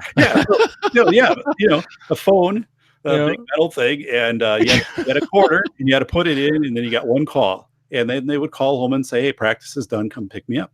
Yeah. And I remember one time too. Like, I mean, I was also very much of of the mindset of, I'm teaching you to be a basketball player. I'm also teaching you to be a good young man, right? Of that, you're going to follow a code of self-conduct. For example, in a game, if somebody falls down, you're going to go over there and throw out a hand and lift them up. Or if someone makes a shot against you or something, you're going to show respect. I mean, you're going to keep it together.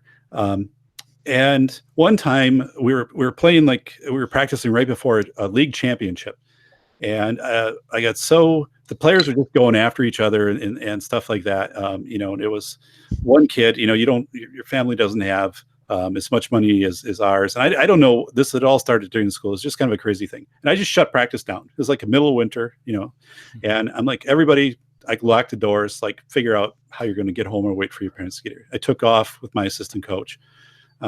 Today, I'd be in jail for that, right? I'd be that and bank robbing. I had 2 charges. That's 70 years. But honestly, parents came up to me after that at that time, and they're like, "Thank you for doing that.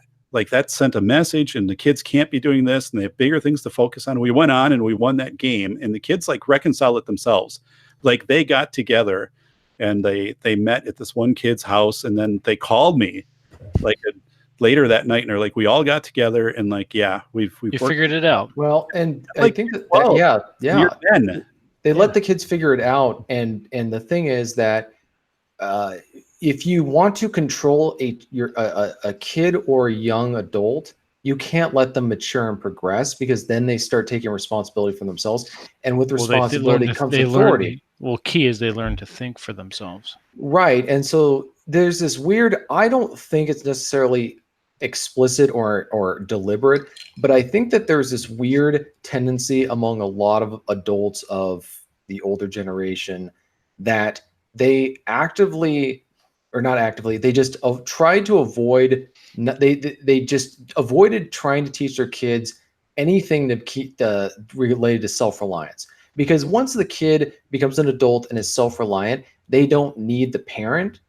Emotionally, psychologically, whatever, financially, whatever it is, once they don't need the adult, the parent, for something, and they're a completely autonomous being, that the control is lost. They can't, because with that, you can just say, I don't have to be rational with you. You need me. I don't have to be logical. You need me. I can be as irrational. I can behave as badly as I want.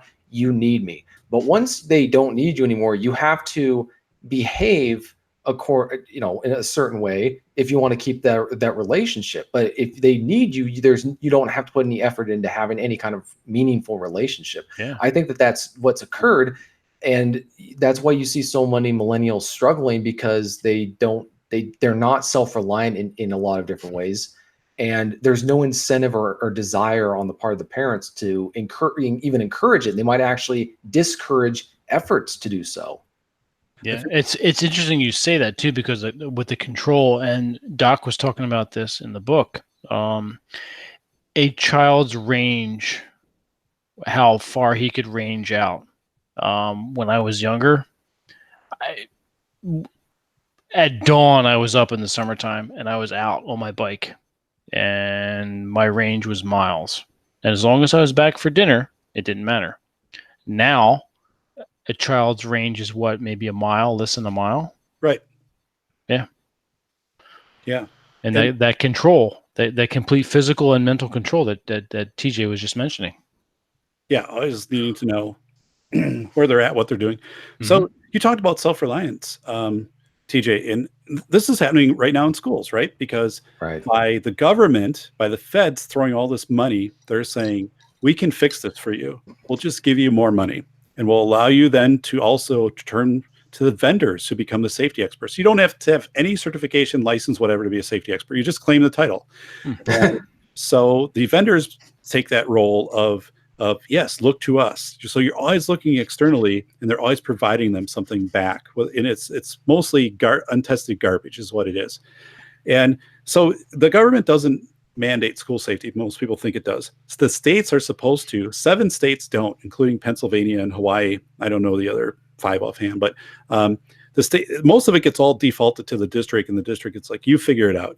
And the states, you have to just turn in a form or something saying, yeah, we did our drills. So this social contract, though, is a big thing, and I spend some time in the book about it, talking about all the way, back hundreds of years ago with the English Civil War and the fact of Thomas Hobbes saying that we needed to have some social contract or some belief in a state because it kept things in order.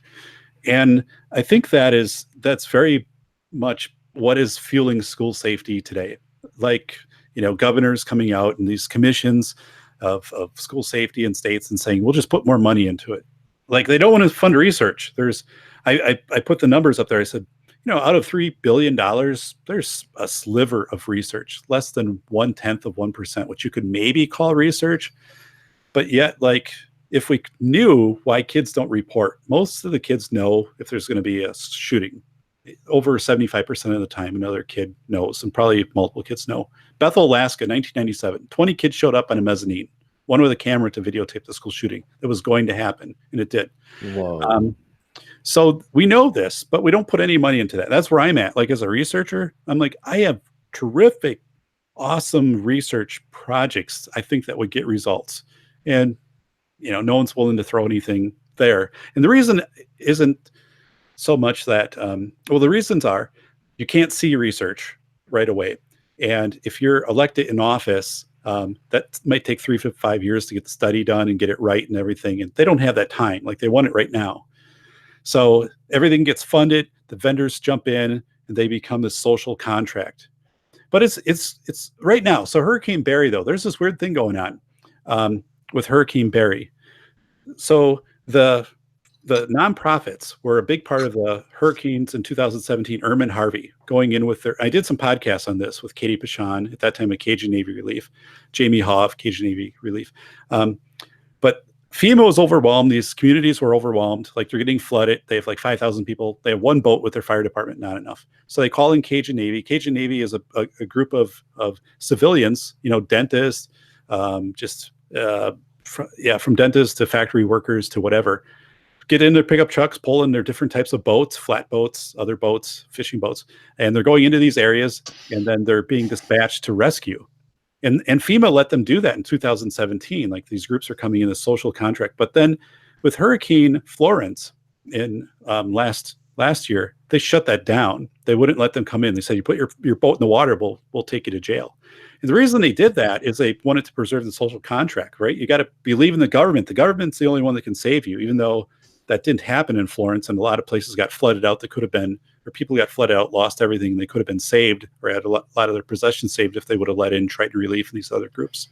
So they backed off of that. They let them in now for Barry in Louisiana. So it's this weird tug and pull right now of what's going to happen with social contract theory, and even with kids. Are they going to start turning to these civilian forces, and how do you know if they're legit? It's really complicated, but everybody's looking outside for this savior or the savior force to rescue them, and then that's not. It's going to be catastrophic when it hits. And I don't know then if the alphas, if the people who step forward will just get that following because it'll be such disaster for everybody else, or if people will just simply perish. They'll stay in their houses or closets and just it'll all fall apart for them. Right. But what's scary also is that the situation we have is a very large segment of the population that is easily controlled. That if all you have to do is create a perception of danger or threat to their safety or their comfort, right? And they will give you whatever you want to get it back. So that creates a really bad situation for when you're concerned more about security and safety versus your freedom. That's a very dangerous place to be in. And that's where I'm seeing that's the inevitable conclusion I've come to with people, not to be on a pessimistic note right now, but you have it where people will always say, be safe over being free. If they could choose between those, they would choose to be safe. Whereas that's never really been my value. Now, I don't know if that was just me watching way too much old time American stuff and reading books as a kid, or I was just predisposed to that as just who I am. But way too much Red Dawn. No, I watched too many Davy Crockett and the Wild Frontier, seeing these guys out in the wild, kind of just doing their own thing and not really caring what anybody had to say about it. Yeah. That's always been my outlook on it. But for most people, it's as they feel as though, if they give up their autonomy to someone else, they'll feel better. Whether or not it's an illusion, they really don't care if it's an illusion. It's just, it makes them feel better that somebody else is doing something. The illusion, because once then it's again, up to the them. illusion of safety. It's like a one massive TSA function. Yeah. We want to welcome Aaron as a surprise guest. We do? Welcome. Aaron, Mr. Aaron, Captain. You damn Capital right himself. you do, TJ. You son of a bitch. Aaron Clarey with his 5'9". Hey, there can only be one Rurb. Okay. Not. You guys ever see Jean-Claude Van Johnson? No, who the fuck is that? Okay, Jean-Claude Van Damme, right? Oh yeah. Okay, so he did this spoof Netflix show called Jean-Claude Van Johnson. Oh, okay. And it is the funniest shit. It's only one season. It is absolutely worth seeing. You guys are talking about catastrophic, and now the alpha is going to let the masses die, and we're all going to die in a hurricane.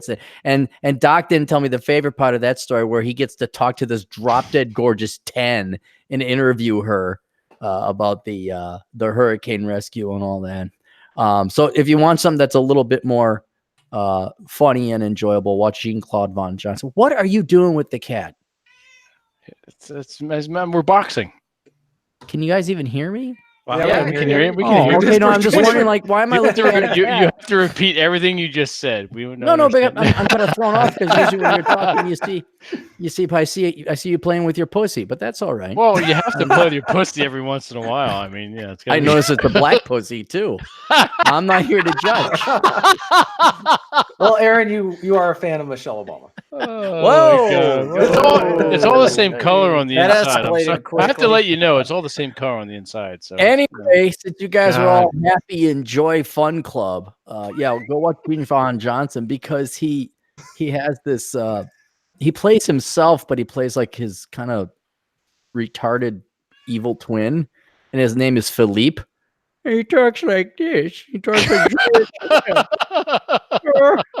It just, I can't even describe it because it is so goofy and off the wall. You'll really enjoy it. So I just want to come in and say hi to Doc. That's it. That's the only. We're happy to see you. Or sort of see you. Right. Well, I have to set up the camera if I want to be online. I didn't want to bend over and try and find the USB plug-in. We know how you hate bending over. What, you can't get past your gut or what? Boy.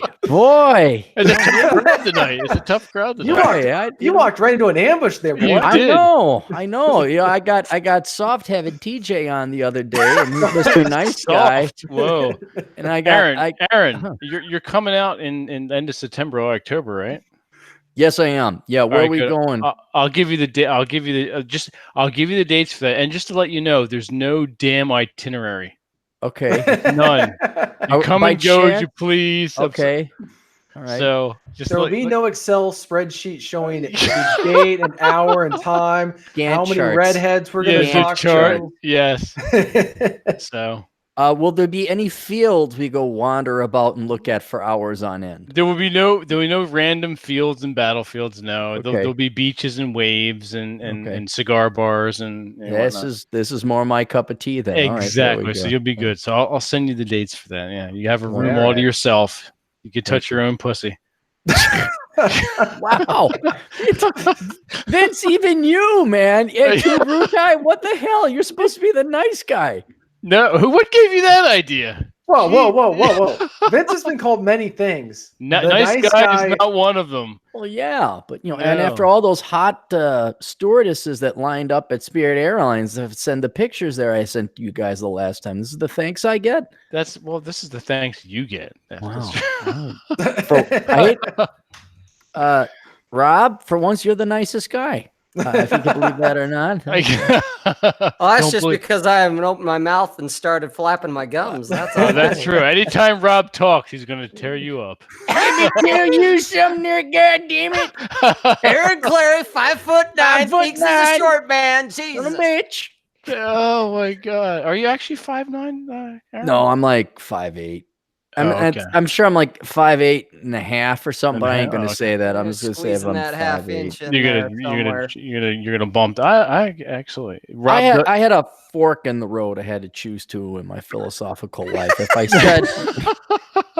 I claimed I was 5'9", then I'd be forfeiting victimhood ideology. But if I claimed I was 5'8", I could claim I'm short and women hate me and they're all whores and bitches or whatever. And that if I'm supposed to like fat women, then women are supposed to like short guys. So, I went with the I'm 5'8" because I'm out of the dating market. I don't give a shit anymore. That's gotcha. But now I belong to a victim group, short guys. The short guys, nice. Yeah, or depressed or whatever, handicap, whatever the hell. Hey, take your vertically challenged and shove it up your ass. I'm not doing that. Wow. Such violence. I wonder if there was a video of an angry short guy out there. There's your nice guy. There's your nice guy, Rob, for you. Yeah. Speaking of nice guys, I want to come in to say hi to Doc, not you assholes. But Doc, how are you? Good, Captain. Good. Got a bike ride today and 130 miles in the last week. So yeah, doing good. What, in one bike ride? Did you do a Century Plus or what'd you do? I did a couple 40 miles and then a 70-mile truck. But the day I did 70, it was 90 degrees and humid. So yeah, why did you do that? I mean, I didn't even go running outside. Oh God, I love that. And some guy bikes past me, and then he's like, "Hey, how are you holding up?" I'm like, "Yeah, I'm fine."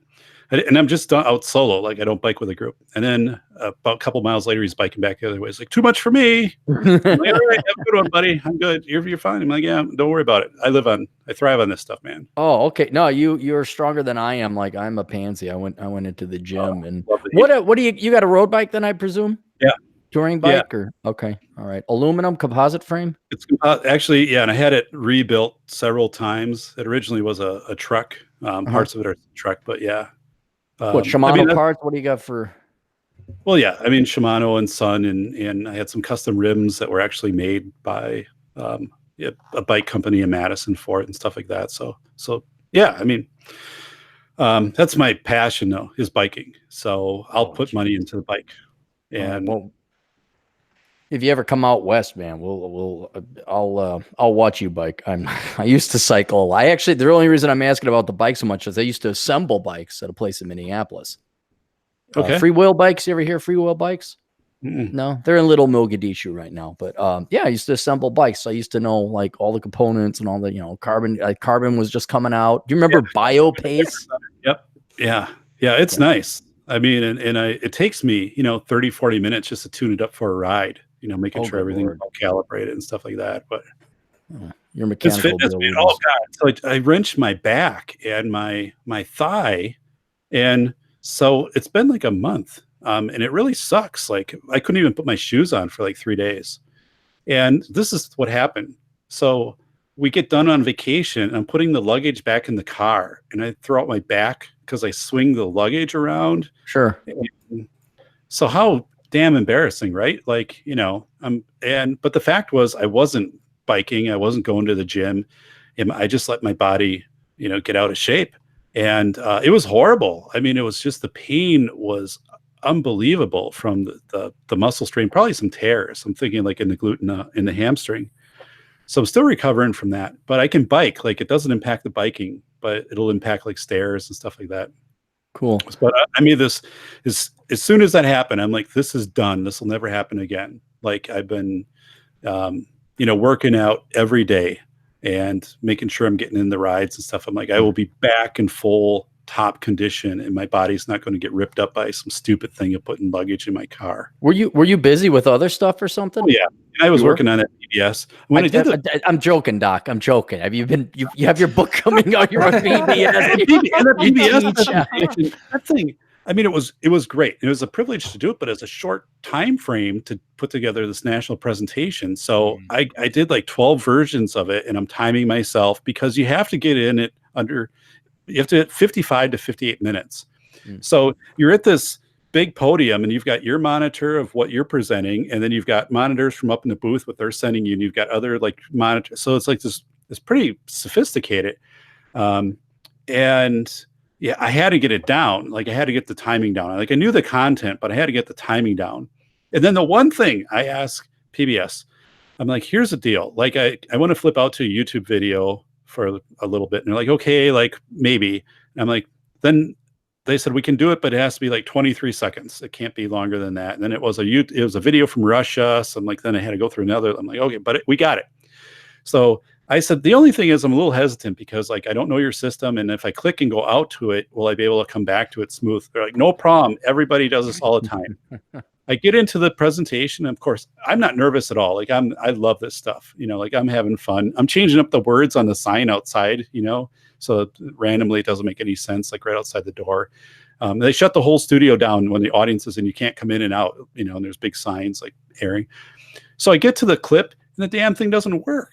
And it's an Apple, and I don't use Apple. I use PC, and it's this complicated system. And I'm like, so finally, I'm like, someone like, what do I have to do here? And then, yeah, I clicked through and I got it to work. But then afterwards, they're like, we'll edit that out of the show. I'm like, well, thanks. I mean, they were great to work with, but I'm like, spend a little time with me down here at Mission Control. Oh, they didn't even like introduce you to the podium and the gear?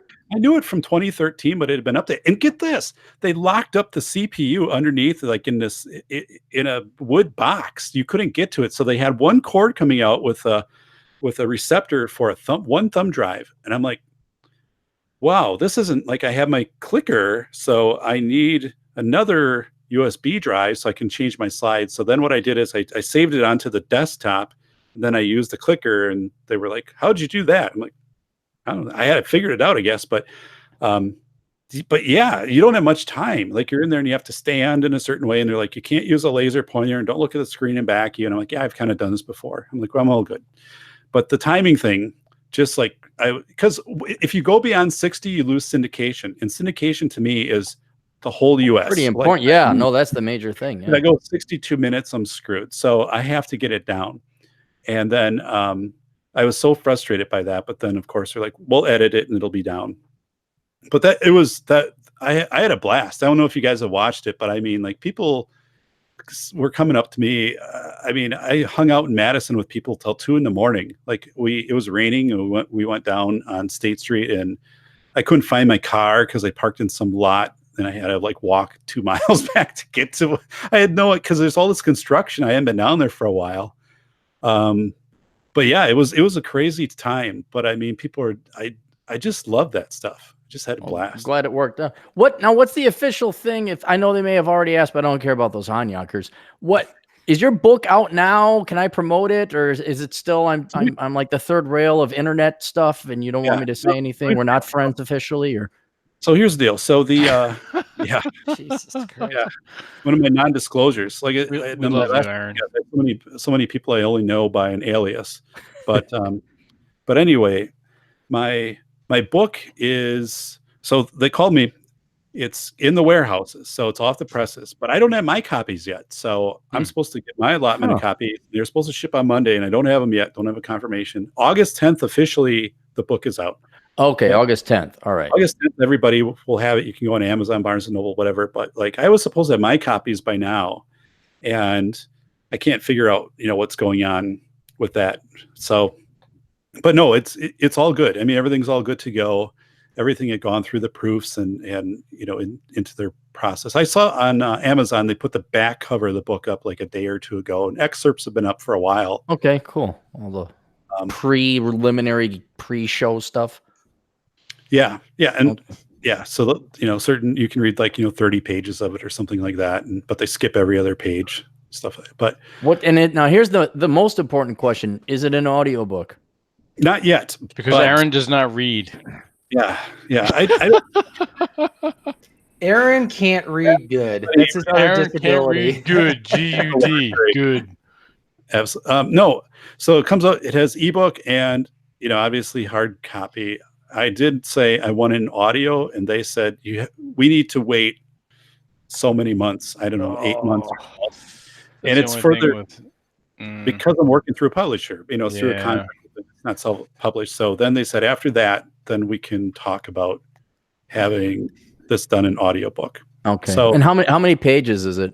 204. Now that's cover to cover, including the foreword by Danny Woodburn. And you might remember Danny Woodburn from Seinfeld, played Mickey Abbott. Yeah, you mentioned you got Danny's a friend, and he wrote a brilliant and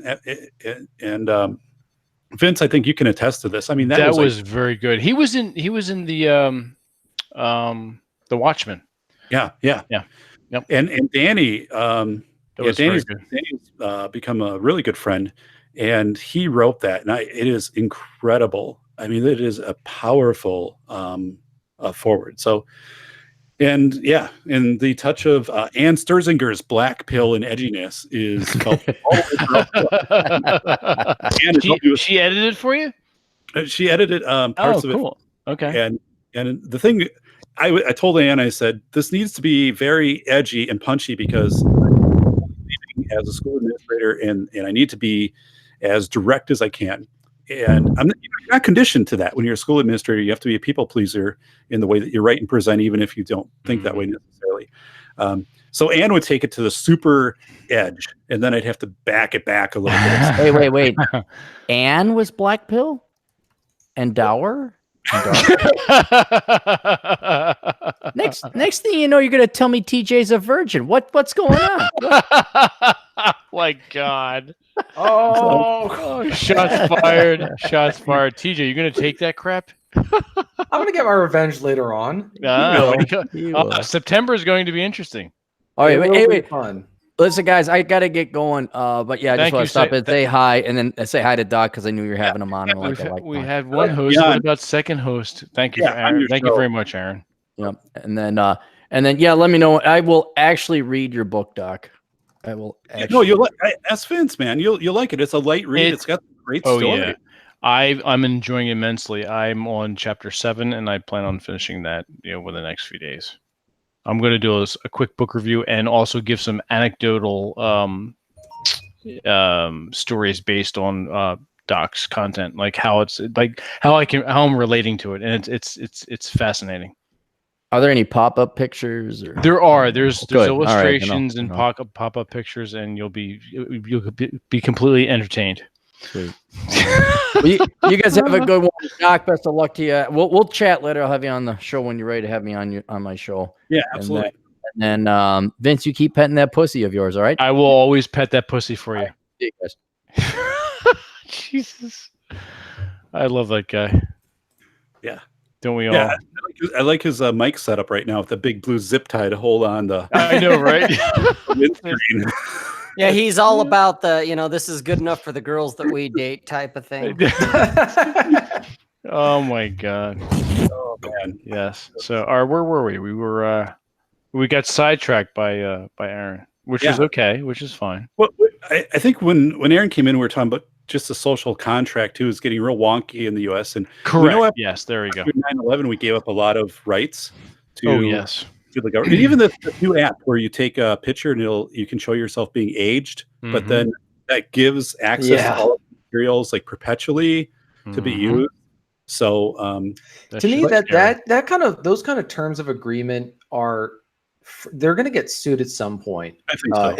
And the problem with that is under what circumstances, imagine you walked into a restaurant and it had some terms of service that was in teeny tiny print, and it was 2,000 words, and it had some outrageous thing like, before you can leave, you have to give us $2,000.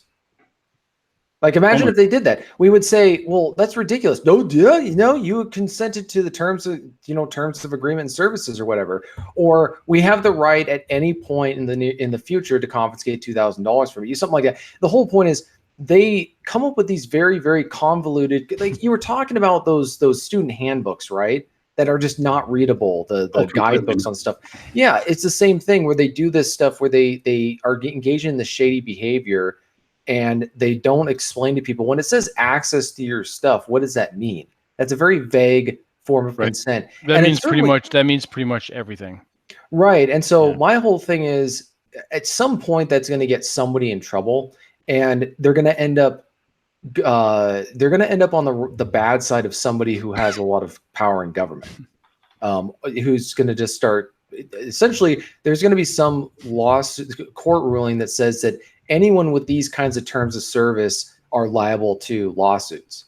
And it's going to open that up, and then they're going to have to really fine tune their terms of service and say, no, we can't collect all this data on you. No, we're not going to do all this stuff, or we are going to do this stuff, just know in advance, right?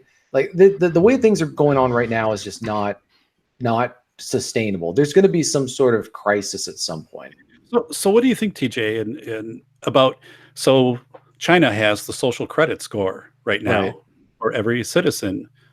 So yeah, based upon your work attendance, what you're posting on social Right. media and other things, and they're taking away, transportation rights Right. and things like that.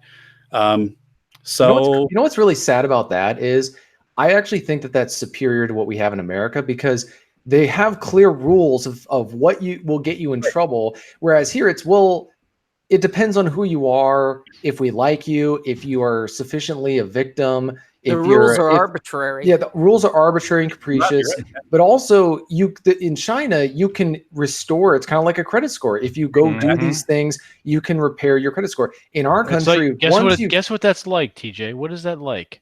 A video game.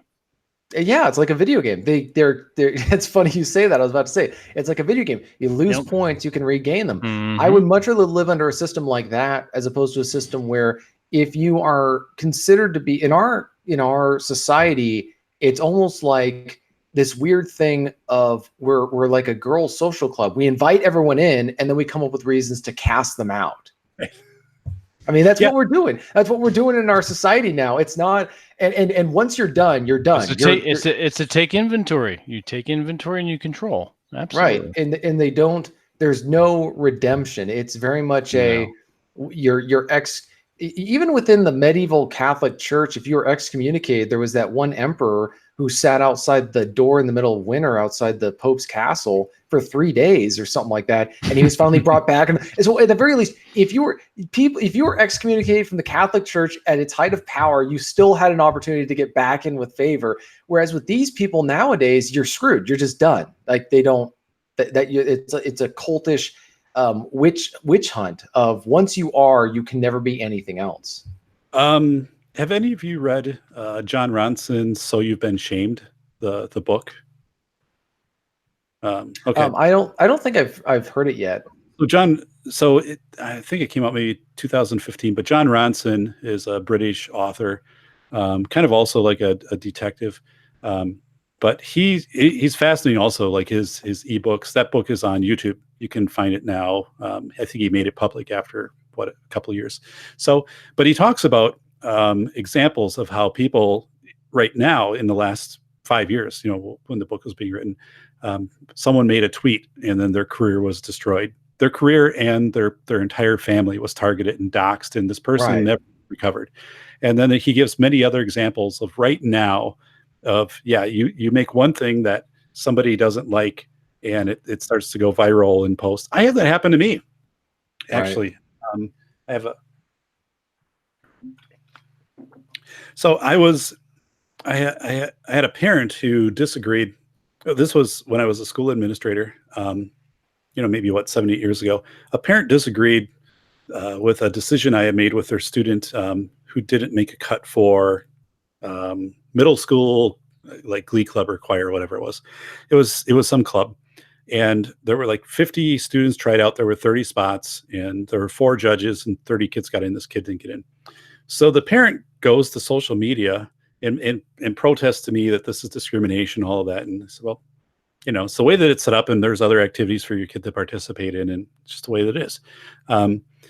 And they went to social media and just started attacking me. And I was made aware of it then by somebody in the district said, hey, like, there's all of these people now, and like pretty powerful people are starting to get into this, and they're just killing you on instant media. They weren't doxing me, but so I went online and I'm reading through this, and I find, further down in the threads, one of my friends is like, yeah, this guy has no role as an administrator. This is ridiculous. This guy needs to be fired immediately and all of that. So I got a hold of him. I'm like, dude, you are contributing to this. Like, this is me. He's like, oh, I had no idea it was you.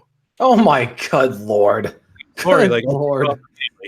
I'm like, Carl, this was me that you just slammed in like 3 paragraphs of hate of how incompetent and narrow-minded and, but that Dude, starts. this is exactly what I'm talking about, that people just don't. I have friends that just don't get it. All it takes, and especially I've emphasized this before in my area, you can have someone say, you can have a person who's been forcibly incarcerated for mental illness make insane accusations, no evidence. You have to believe, like, they will whip up a mob online, and that's the danger of social media. Is a person who's a lunatic can whip up a mob if it conforms to a narrative that everyone's been taught and they've been brainwashed to believe. It doesn't matter. Like, it doesn't matter if it's true. Once they've had that emotional experience and processed perception is reality.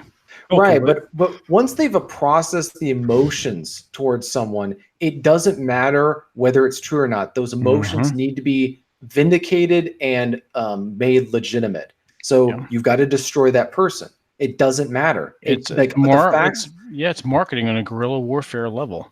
Right. And so they'll whip up an online mob, and that's the thing about Twitter. And this is, I unlock my Twitter account occasionally, but I go lock it back up, because once somebody sees something that they think is offensive enough to draw a mob against you, they'll retweet it. And so that's what is basically. I mean, I'm on social media, everything. Right. I'm on social media, but for the love of God, it's turning into where I feel like half of them are East Stasi agents just watching each other to get them in trouble for saying something. It's just, this is, first of all, it's high school drama nonsense. This is for children. They're for children. Yeah. Saying, look, it's for children. See. Yeah. Yeah. I don't. That's one thing. Again, with writing the book and the truth, speaking truth to power in the book. I guess there's nothing like it out there, because people wouldn't do that, because they would be doxxed, or they would lose their job and career, and they don't want to put their family at risk. So it was one of those things. Yeah. Once I could hit retirement, I was liberated to write it. But I have so many people, so many friends who are still kind of in the school administration industry. I mean, that was kind of my group. And they just have to be quiet and just wait till they can get to their pension age and get out and shake their heads. And I'll be like, oh, like, what your district just did by accepting like whatever, this hyper realistic intruder drill where, teachers are being shot with pellets. I used to be a part of those drills. We'd storm in. I loved it. Like, I have a picture on my website where I've got like a 9mm. I mean, God, they gave me everything. Like, I'm driving police cars at 85 miles an hour. We're flying up and skidding on the front of the middle school lawn. I mean, all of this stuff. I mean, it was just, and everybody accepted it. And I was accepted as one of the guys. And it was cool. I mean, it was an adrenaline rush. I mean, in going and training and firing off rounds at the range. But we took out an entire window with one of these soft pellet guns, like at the middle school. And I'll never forget, like, we're doing this active shooter all day, this shooter drill, just nonstop, no learning objectives. We never really talked about what we learned at the end. It was just to do it. And somebody fired a shot and took out a window, and we kind of looked at each other, and then they said, get the custodian to sweep the glass over to the side and let's just keep going. And it's like, no thought of like, yeah, like this is crazy what we're doing, right? Like, this is crazy. And I'm sitting there one time, I get thrown up against a wall because I'm supposed to role play a teacher who's panicked and coming out of my classroom and approaching police saying, you got to rescue my kids. And I get thrown, I knew I was going to get thrown up against a wall. And I got thrown up against a wall so hard, like I felt it for weeks afterwards. I'm a pretty big, strong guy at the time, and I'm bruised and all of that stuff. And I'm like, this is safety theater. Like, but I'm into it. Like I couldn't wait for it. I knew I'd get to drive the police car. I'd be shooting guns. I'd be, flying around the building. So you can get sucked into this. And that's where I've got to step people back too, saying like, listen, I was there. Like I did this. Like, I know what you're feeling, but dude, do you do the same thing for fire drills? I mean, do you set things on fire in the building and smoke everybody out and you have to run around, or a tornado, a barn fan, you're shooting gravel in it and pelting everybody? I'm like, we don't do that. Like, we gotta, but we do this because we can get all the fire trucks and ambulances around and people can see this in the community, and we put it in the paper, and we let community members be volunteers. In my community, June 18th, they did a drill in the paper. On the front page, they said, anybody wants to participate, let us know, call us up, and we'll let you pick your role. You can be a victim, you can be a teacher, you can be whatever. And they ran different scenarios. And I'm like, wow, that is just so weird. Like, I could see if you had people participate as observers, or if you had them bring in vehicles to congest the area so it was harder to get emergency vehicles in, which always happens. Like, even to this day, we always have parents who rush to the scene because they get texts from their kids of what's going on, and then they clog up the roads so the emergency responders can't get there and the assets can't get staged appropriately. So I'm like, have that happen. But I talked with the police chief, talked to the superintendent right after, and I'm like, I'm not in agreement with this. You know, that's not my thing. And from a science base, I'm not going to make a big issue about this, but I need to let you know I'm very opposed to what you're doing here. And what are your learning objectives? Like, what are you trying to learn from this? Like, how do our two-way radios work? And then they number the building, they number all the windows, and they realize at night that when they ran this, like, they couldn't see any of the windows, so they really didn't know where they were at in the buildings from outside and stuff. There's ways to fix this, like, you know, what 3 words and stuff like that. But, you know, it's so frustrating because people, well, one thing is, I mean, people that bring me in, they know what I'm about. And people who don't adhere to my philosophy don't hire me. But every once in a while, they'll do a curveball. And I got brought into a district and it didn't feel quite right. And they said, you know, we're all about induction process and helping kids with situational awareness. I'm like, good. Okay, I can help you with that.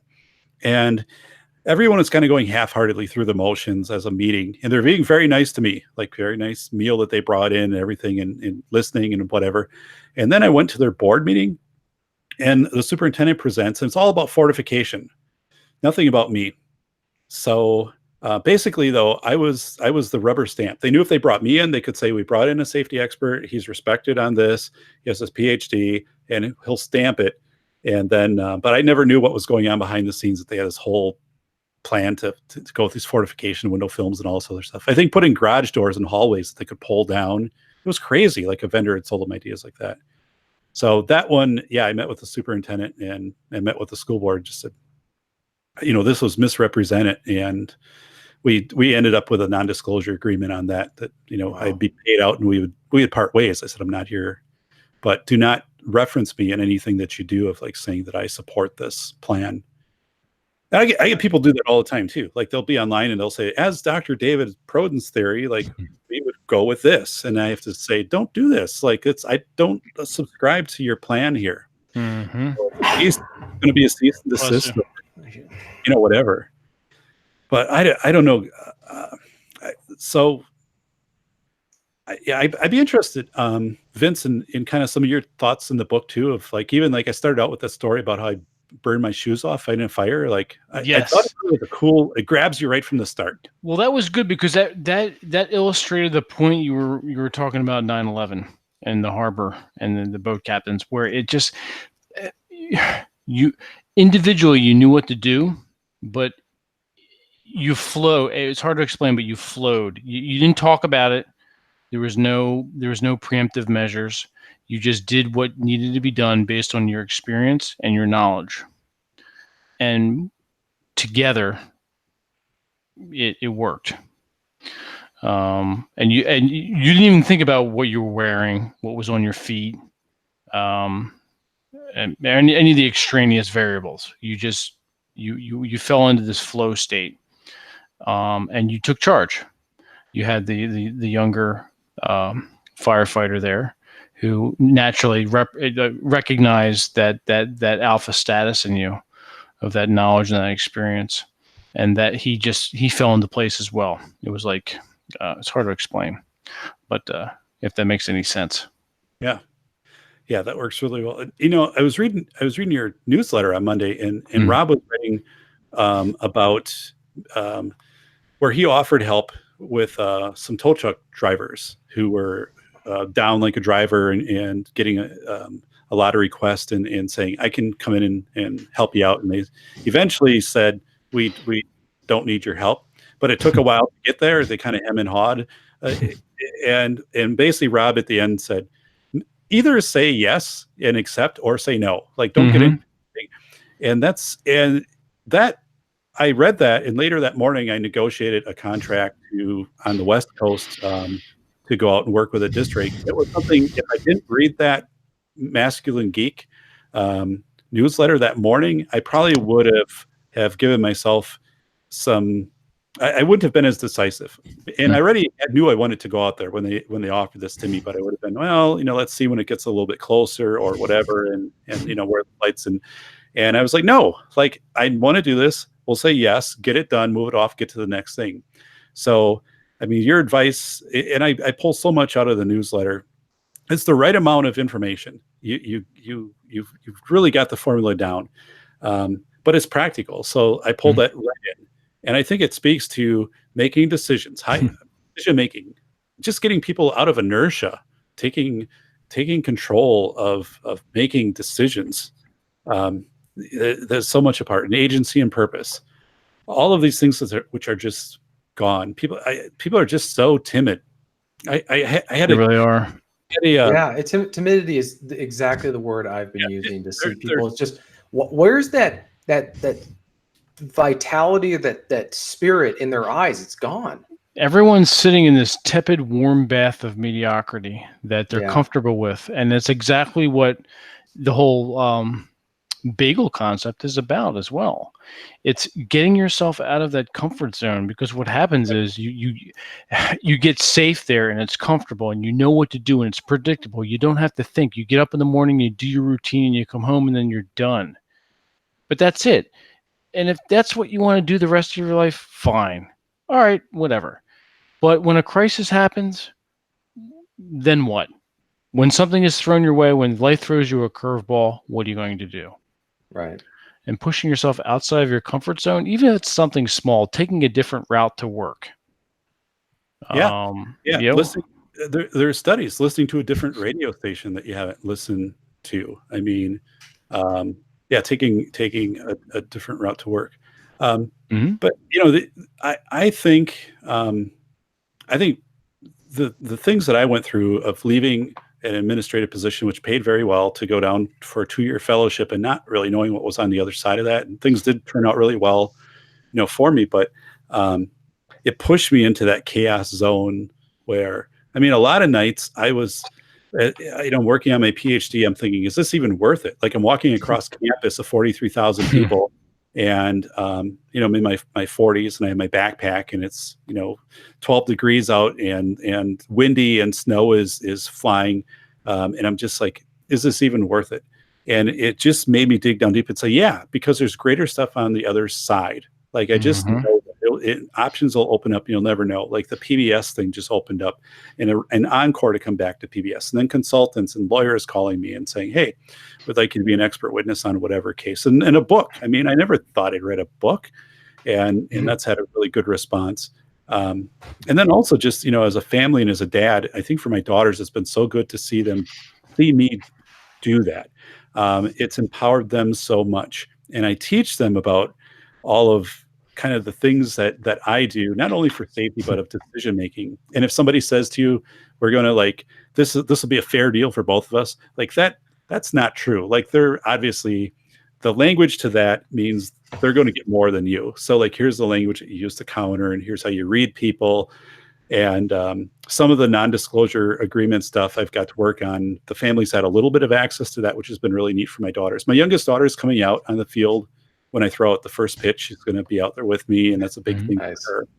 But they've learned, they've gotten really smart. And my oldest daughter, crashed a go-kart, a golf cart into a garage door at her friend's place. They're going around a corner and they hit this garage door, and she texts and she says, it's a dent.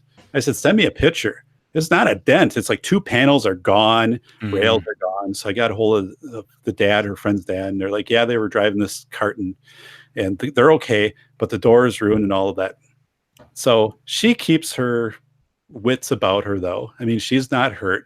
They're both okay. Whatever happened, and she's a good kid.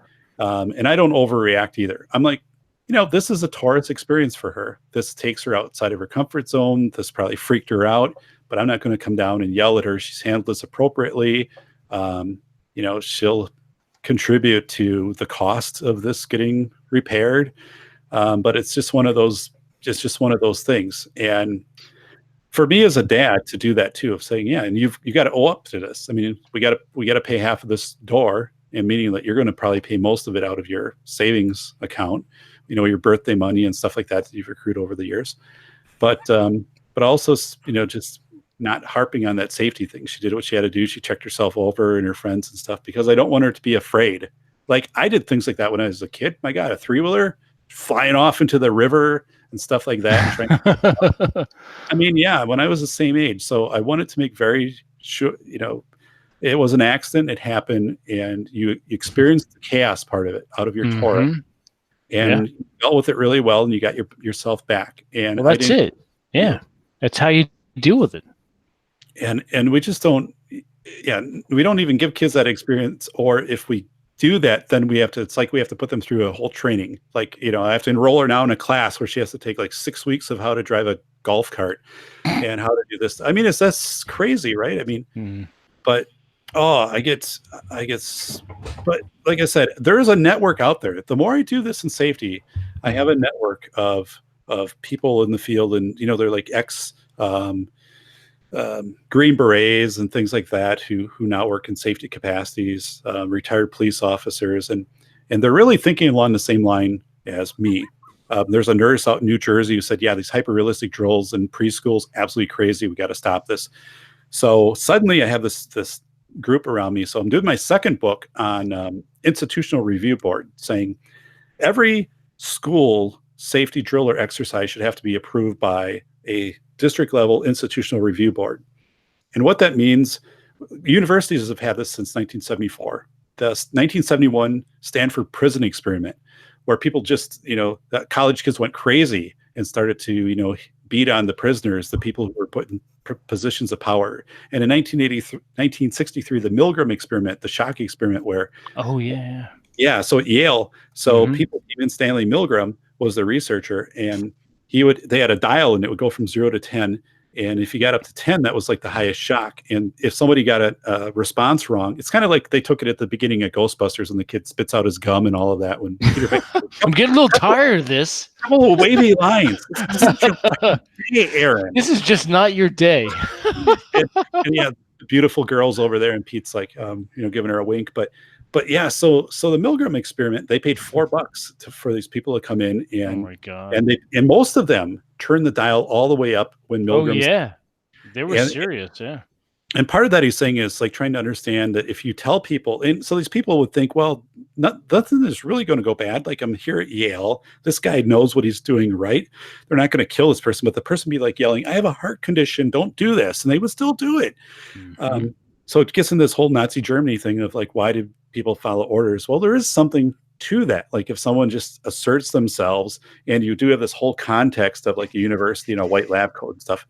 But these experiments got so crazy with psychological and physical harm that they had to come up with some way to monitor that wasn't happening. Came up with this institution review board in 1974. I had to go through it with my research.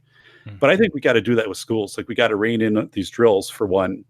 And I think that will also have branches where if you also prioritize what your needs are in a school authentically, like you're going to start getting your radio systems improved and stuff like that. You're not going to get the bollards out front. So there's many splinters, but that's going to be a terrific book, because I'm going to start it out by talking about the Milgram experiment, the Stanford prison experiment, and then get into how the schools have some stuff that's really getting psychologically damaging. There are lawsuits out there. Dan Frosch of Wall Street Journal has a whole curated list of people with school litigation, adults like being pushed down as they have intruder drills or these, fast exit drills, and they broken shoulders and stuff like that. Kids just, I had a parent call me from on the East Coast, and their kid wasn't sleeping for like 3 weeks after one of these high intensity intruder drills where someone's coming in, banging on the doors and, you know, I'm going to kill all of you and stuff like that, which people think is a good idea to do. It's not. But yeah, again, this whole thing, if we're always looking external, no one is looking toward the book of Sir Baden-Powell and Scouting Games of, hey, if we teach situational awareness and we can improve ourselves, we can improve all of our skills that generalize to life. It's too simple. People don't go for it. And again, if I put that in a box and sold it, the Kim's game, you could sell it easily, you know, probably like $90 or something, like just for a kit like that, and then some kind of 2-page guide of here's how to use it. I'm floored, and people reject the common sense type stuff because they need it packaged. They think it means something, and I'm like, hey, this never has been researched like what you're buying. So yeah, this whole looking external, I don't know, and I don't. There's many researchers which say we're going to hit a saturation point, right? You can only have so many cameras in your schools. And you can only have so many brand new doors, and pretty soon we're not going to be spending because we'll have all of these things. And I said, I don't agree with that, because I always think there's the next thing, the next app, the next upgrade to a new window, a next upgrade to facial recognition or whatever. Interesting story. I'll try to keep this one short, but there was a district in a rural part of Wisconsin that I worked with about 5 years ago. And I go into this district, and literally it's a very poor district. And generational poverty, service deserts, you know, for mental health, medical. It's just really, really a tough place. You know, a lot of students, families on assistance, go past the houses, don't have siding, stuff like that. I'm driving into this community, and there's a lot of signs and yards, and the signs say like government, stay away, or don't trust the government, like spray painted on plywood. I'm like, wow, this is a tough place. Talk to the superintendent. And he's telling me, yeah, like it's rough. People don't trust the government around here. And they had, I don't know, something going on with some fracking at one time or whatever, and people still remember that. But so people very anti-government. And then he tells me about their school safety. I'm like, well, okay, I'm here to help you with school safety. So where are you at? And we're going through policy stuff. And he said, oh, like we introduced this scanner system last year in all of our schools. We got a grant for like $1 million. And the scanner system, when people come in, they have to show their ID, and we run it through a scanner, and they have to wait like 1 minute, and then it gives feedback on any like criminal activity, and then we decide whether to let them in. I'm like, oh my God. Like everybody had to like be up in arms about that, right? Because you're giving the government your information. It's like, oh no. Everybody accepted that, like willingly. Like they'd walk back to their cars and get their parking, you know, wherever the parking lot was, and get their ID and bring it in. And but again, it's this whole thing. It's customer perceived value. If this makes our kids somewhat safer, we're willing to do this, even though it goes against all of our signs that we've written in, you know, out in our yards and spray paint and stuff. I didn't expect that. It was such a counter shift from the narrative.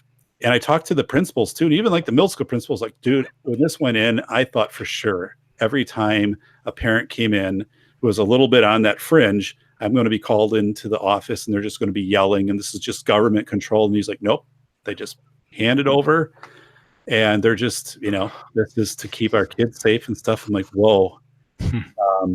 And I'm like, what are you going to do? What does the system tell you? Like, who came up with this? How do you think this is a good idea? Like, so what if it flags whatever? I mean, I don't get what your purpose is here. You know, it's those type of things when you get a little deeper. It's like, so what is this really? So what are you going to do if someone like has an outstanding, you know, warrant or something that shows up on, and who's making those decisions? Has a database? And yeah, and you mentioned something in the book too, like a lot of these drills focus on one shooter or one perpetrator. It's like, well, what if there's more than one?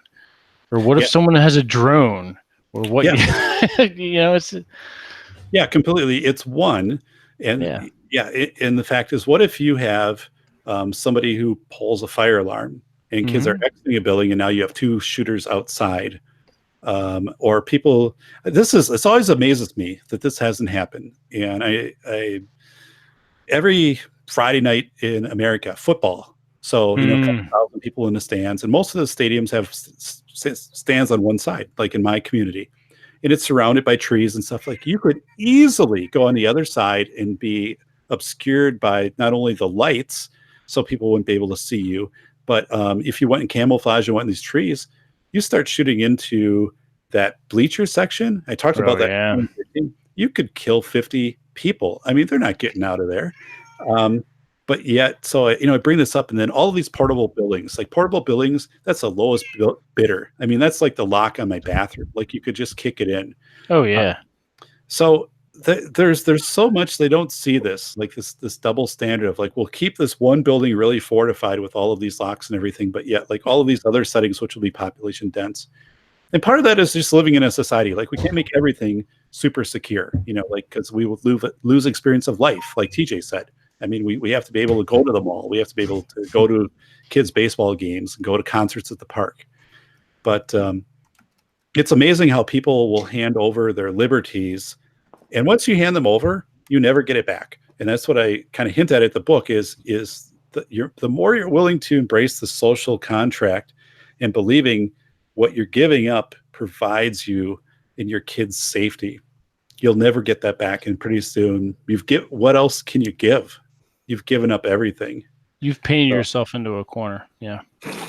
Yeah. It's terrifying. It absolutely is terrifying. So I'm hoping I'm really, I mean, I love the book, and I've read it so many times. I'll go back and I'll read it, and I don't get bored of it. Like, it's really good. I can't praise it enough. And that's you're not paying me to say that. It's really a very good book. It's not a solution book. It's a thinking book. So you don't get to the end, and you don't get to a chapter where all of a sudden you have the solutions. And one of my reviewers said, I felt like I was reading Tuesdays with Morrie, because when I got part, like, I knew there weren't enough pages left to have like an outcome which was going to be positive. And that's exactly, but he said it in a complimentary way. Like, you got it along, and I knew I wasn't going to be sold in the last chapter of here are your 7 keys to school safety, because it's kind of just laid out throughout the whole book. You just have to reframe the way that you think things, the perspective that you take, and be willing to stand and realize we've given up a lot of ground that we can't get back, and we've weakened our kids by this. And if we do that to another generation, we're done. We're absolutely done. So it is this urgent call of saying, like, this is the last stand. Otherwise, every kid is vulnerable. I mean, for the online scams, if a crisis happened, if a power outage, if they're in a subway, there's a power outage in New York in their community, anything, they freak, they're going to panic, and it's going to be horrible, absolutely horrible, and people just aren't going to feel empowered. And we got to get back that alpha. We've got to get back that alpha mode. Oh, absolutely. People rising. I mean, when it was what the proletariat used to have, I mean, people would rise if they were good in certain skill sets and do what had to be done, and then they would go back down, and then something else presented. Those people would rise up and do it. Right. I mean, it's funny how just I will be brief on this one. The Roman dictators would go. They would suspend the republic and appoint a dictator. Well, I think in every single case, the dictator stepped down, because that's just what you did.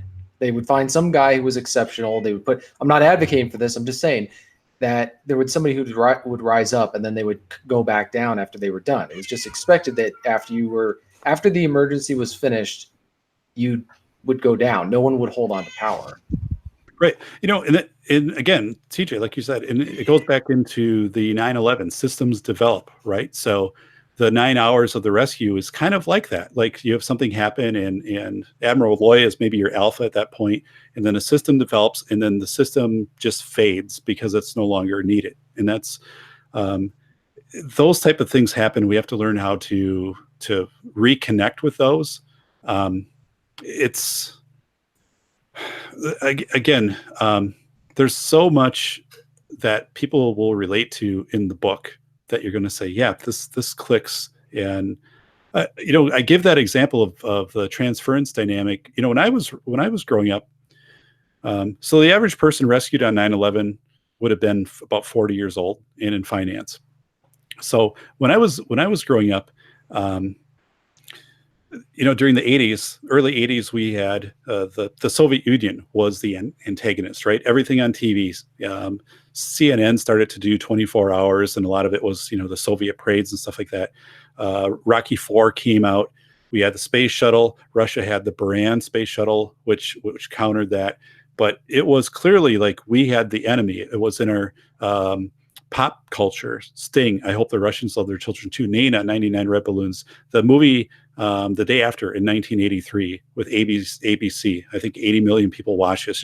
It's horrific. Like it was a nuclear war between the U.S. and Russia. But we had this. So then when those kids got to be in their 40s and 9/11 happened, they were accustomed to looking that the government would come with a rescue force, which was this boat force, which was not a government force, but pareidolia, they wanted it to be. That's what they saw it. They made it be that.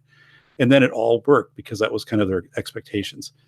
But it's really, we've gone, but those were also kids that roamed, around their towns and had those skills and the tacit knowledge and were able to help put a gangplank, which might be a door, over to a boat and help move other people. And again, we can't even, scouts. What is scouts today? Scouts is nothing. Well, that exactly. That's another it's another broadcast. Jeez. And I used to cook with a group at my church, a group of guys. We cooked meals on the weekends.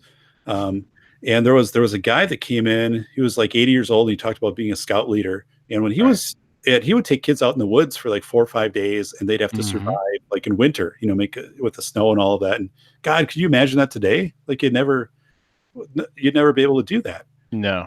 Because of the risk the kids of frostbite and you get a hold of them, or do they have their, whatever and we can talk about this on the Boy Scout episode because there's a book that was written about my cousin's great grandfather who was a World War I vet.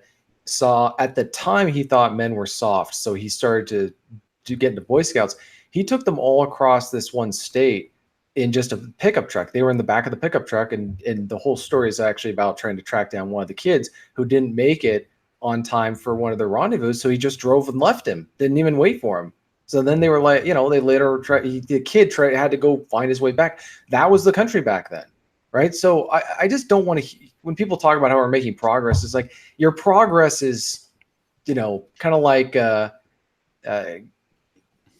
there's no word to describe it. It's just whatever it is, it's not good. Yeah, I agree. So you guys are probably getting close to wrapping up. We are. I was about to say we're looking at the time. Where can we find? The book is coming out in August. Where can our viewers find you? Sure. Well, first, the book School of Heirs, Rethinking School Safety in America, or just type in my name on Amazon or Barnes & Noble, and it'll come up. My website, safetyphd.com. I updated it yesterday, and I have a link just devoted to the book. So if you click that, it'll take you right to a site where you can get the book. It's through the publisher. It's this is not a book I'm self-publishing against, through the publishing house. So you can pre-order it right now, and August 10th or before, it'll show up on your doorstep, or you'll get the e-version. You can go in and check out excerpts of it. But yeah, check out safetyphd.com. That'll have everything that you need. I'm on Twitter at safetyphd, so at safetyphd. I do a blog, the Safety Doc Podcast. I have 103 episodes, or a podcast. 103 episodes. I also do a blog post to go with every podcast, and the blog post is maybe about 500 to 700 words. But these are areas too that talk about school and community safety. But for example, talked about the liar's dividend in a recent podcast, and we've talked about it here a little bit. Like if you accuse somebody, there's value in that to you somewhat, because you damage their credibility, even if it's proven that they're not guilty of what you're accusing them of. There's some people which will always have doubt and will never fully come back on their boat. So it's called liar's dividend. And we've got to watch it in schools, because as we get into deep fakes, we'll have a harder time trying to figure out what's authentic and what's not. And I have great, interviews. TJ was on the show. And also Katie Pachon of Cajun Navy Relief talked about working with FEMA, and then also in FEMA kind of shut them down on some of their stuff. Had a commercial drone operator. We talked about what the restrictions are on drones in rescues. And he said, it's so weird. Like in a park, you can't typically fly a drone, but you could stand a foot outside of the park, fly the drone up and into the park, you'd be okay. So it's really cool. And I love doing that. Like I said, I've evolved it a lot. It's a one-man show. I write everything, produce it, edit it, and get it out. So you can check out my podcast. If you can subscribe to me on Twitter @SafetyPhD, I'd like that. And the YouTube channel. But the book, definitely no later than August 10th. 204 pages, 2 nights. You can get it. It's I can't speak more highly of it. The book is amazing. Yeah, absolutely. And I will be picking up my own, purchasing my own copy again. And it would obviously, if you do an audio as well, we'll be buying that as well. Now your podcast is called the 405 Media, correct? Well, my podcast is the Safety Doc podcast, and the 405 Media is like a podcast radio station. Aaron's on it, actually. Oh, okay. His show is 1 hour after mine. So I go at 2 p.m. PST on the 405 Media out of Los Angeles. He's 3 p.m. PST with the Clarey podcast. So you can check out there's a whole range, but all of my archives are there. And I got in early when they were kind of building, and I've continued to be one of their anchors and programming. Okay. And I'm on that radio and podcast, and now a couple other syndications. So, but the shows are fun. I also interviewed a guy who was blind for life, and he was in his 60s, and he talked about situational awareness. He worked in a prison, and when they had fire drills, he had to take his dog and push the dog up a ladder and out onto like this deck on top of the prison. His guide dog. Shit, the blind guy? Yeah. Okay. And he talks about he sold insurance and how like you had to walk upright and like you knew what you're doing even if you didn't know and project. But that's like episode 15. That's a fascinating episode. Like people always contact me about that.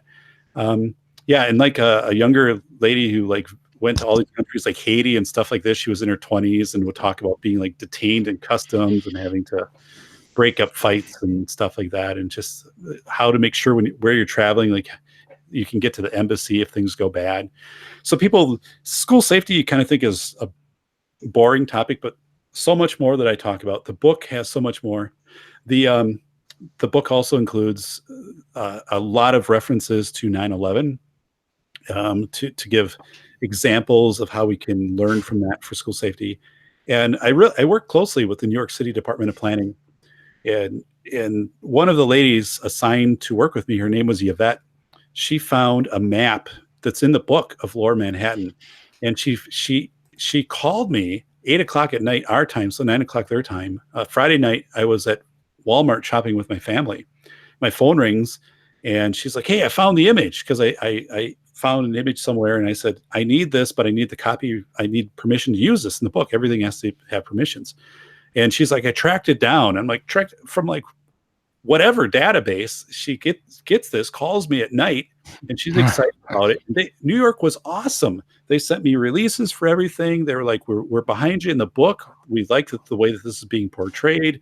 Oh, wow. This is new information. So I couldn't get over how thrilled they were to work with me in the cooperation I got. Because you think a big city and all of that, and oh my God, they were. And I credit them right in the start of the book in the member checks of saying they were so awesome to me. And every turn of just saying, what do you need? What do you need? What can we find for you? And giving me rights from their lawyers to use everything in the book. So, oh, nice. You're going to love it. And the peer review was my own thing of making sure that I wasn't getting my own bias in there, and brings it in so it keeps this biting edginess, which it needs to.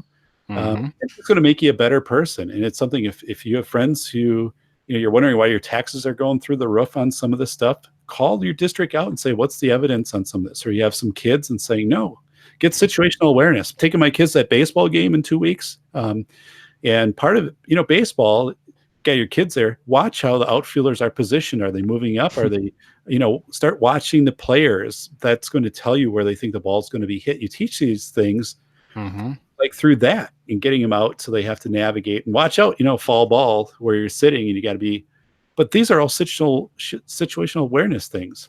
You gave an example in the book as well, is taking your students out for just wandering about, but changing things in the environment that are outlandish, and then asking them later if they noticed anything different.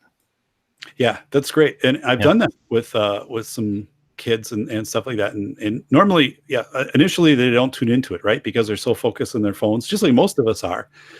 And once you shut that down and you get that situational awareness, it's this thing called the uncanny valley. Masahiro Mori in 1970 canned it.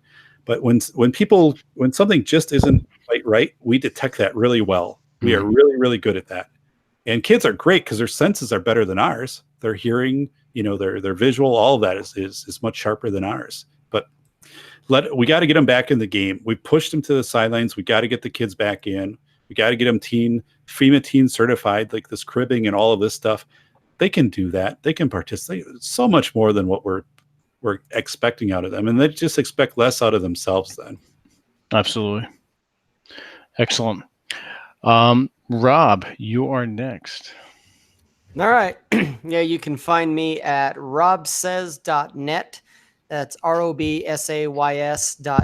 That's my flagship. That's where you can find all my links to my YouTube, Twitter, all that stuff. I put up a blog post at least once or twice a week, do a video once a week, plus the Salt Lake sit down. So yeah, you can find me there. TJ, you are up. All right, you can go to tjmartinell.com. It'll have links to my books, my podcasts. You're intelligent, you'll figure it out. Wow, you were brief. I like it. Okay, excellent. I don't think I can follow up with that. I'm not going to mention my book anymore until it's ready to go, so I'm not going to bore you with that. Just head over to Masculine Geek. We're all writing essays, although not as prolific and as quickly as TJ, although we're trying. Or as prosaic either. Well, exactly, yes. Very good writer. Both Rob and TJ are very good writers. Please come to Masculine Geek and check out their stuff. I'm doing a series. I just finished part 1 about pirates and privateers in New Jersey. Go over there and check that out. But the main thing is, especially if something happens to our YouTube channel, we want to get a hold of you, stay in touch. So make sure you sign up for our newsletter. As David, the Safety Doc, can attest, it's novel information. It's informative. It's entertaining. We don't spam you. It's every Monday. Start off your week right with Masculine Geek newsletter. You're going to be you won't be disappointed. It's the best newsletter I subscribe to by far. Yeah. Oh wow. 15-minute read, and it's perfect. I love it. I would recommend it to everybody strongly. Okay, cool. Yeah. Thank you. That's Thank you. Much love. Thank you. So we're proud of it. That's one of the things we're very proud of. And look for more content outside of what we're doing soon. We'll be announcing that. So stay tuned. Get on the newsletter. You get information quickly. And if we have any updates, that's where you'll get them from. So everyone who's 15 people watching now, if you're not on the newsletter, get your butts over to Masculine Geek, the top right-hand corner. You're going to see the text box for entering your email and your information for the newsletter. We're also on SoundCloud. If you want to listen to an audio MP3 on the way to work, you don't want to worry about YouTube, you can go ahead and do that. We're there.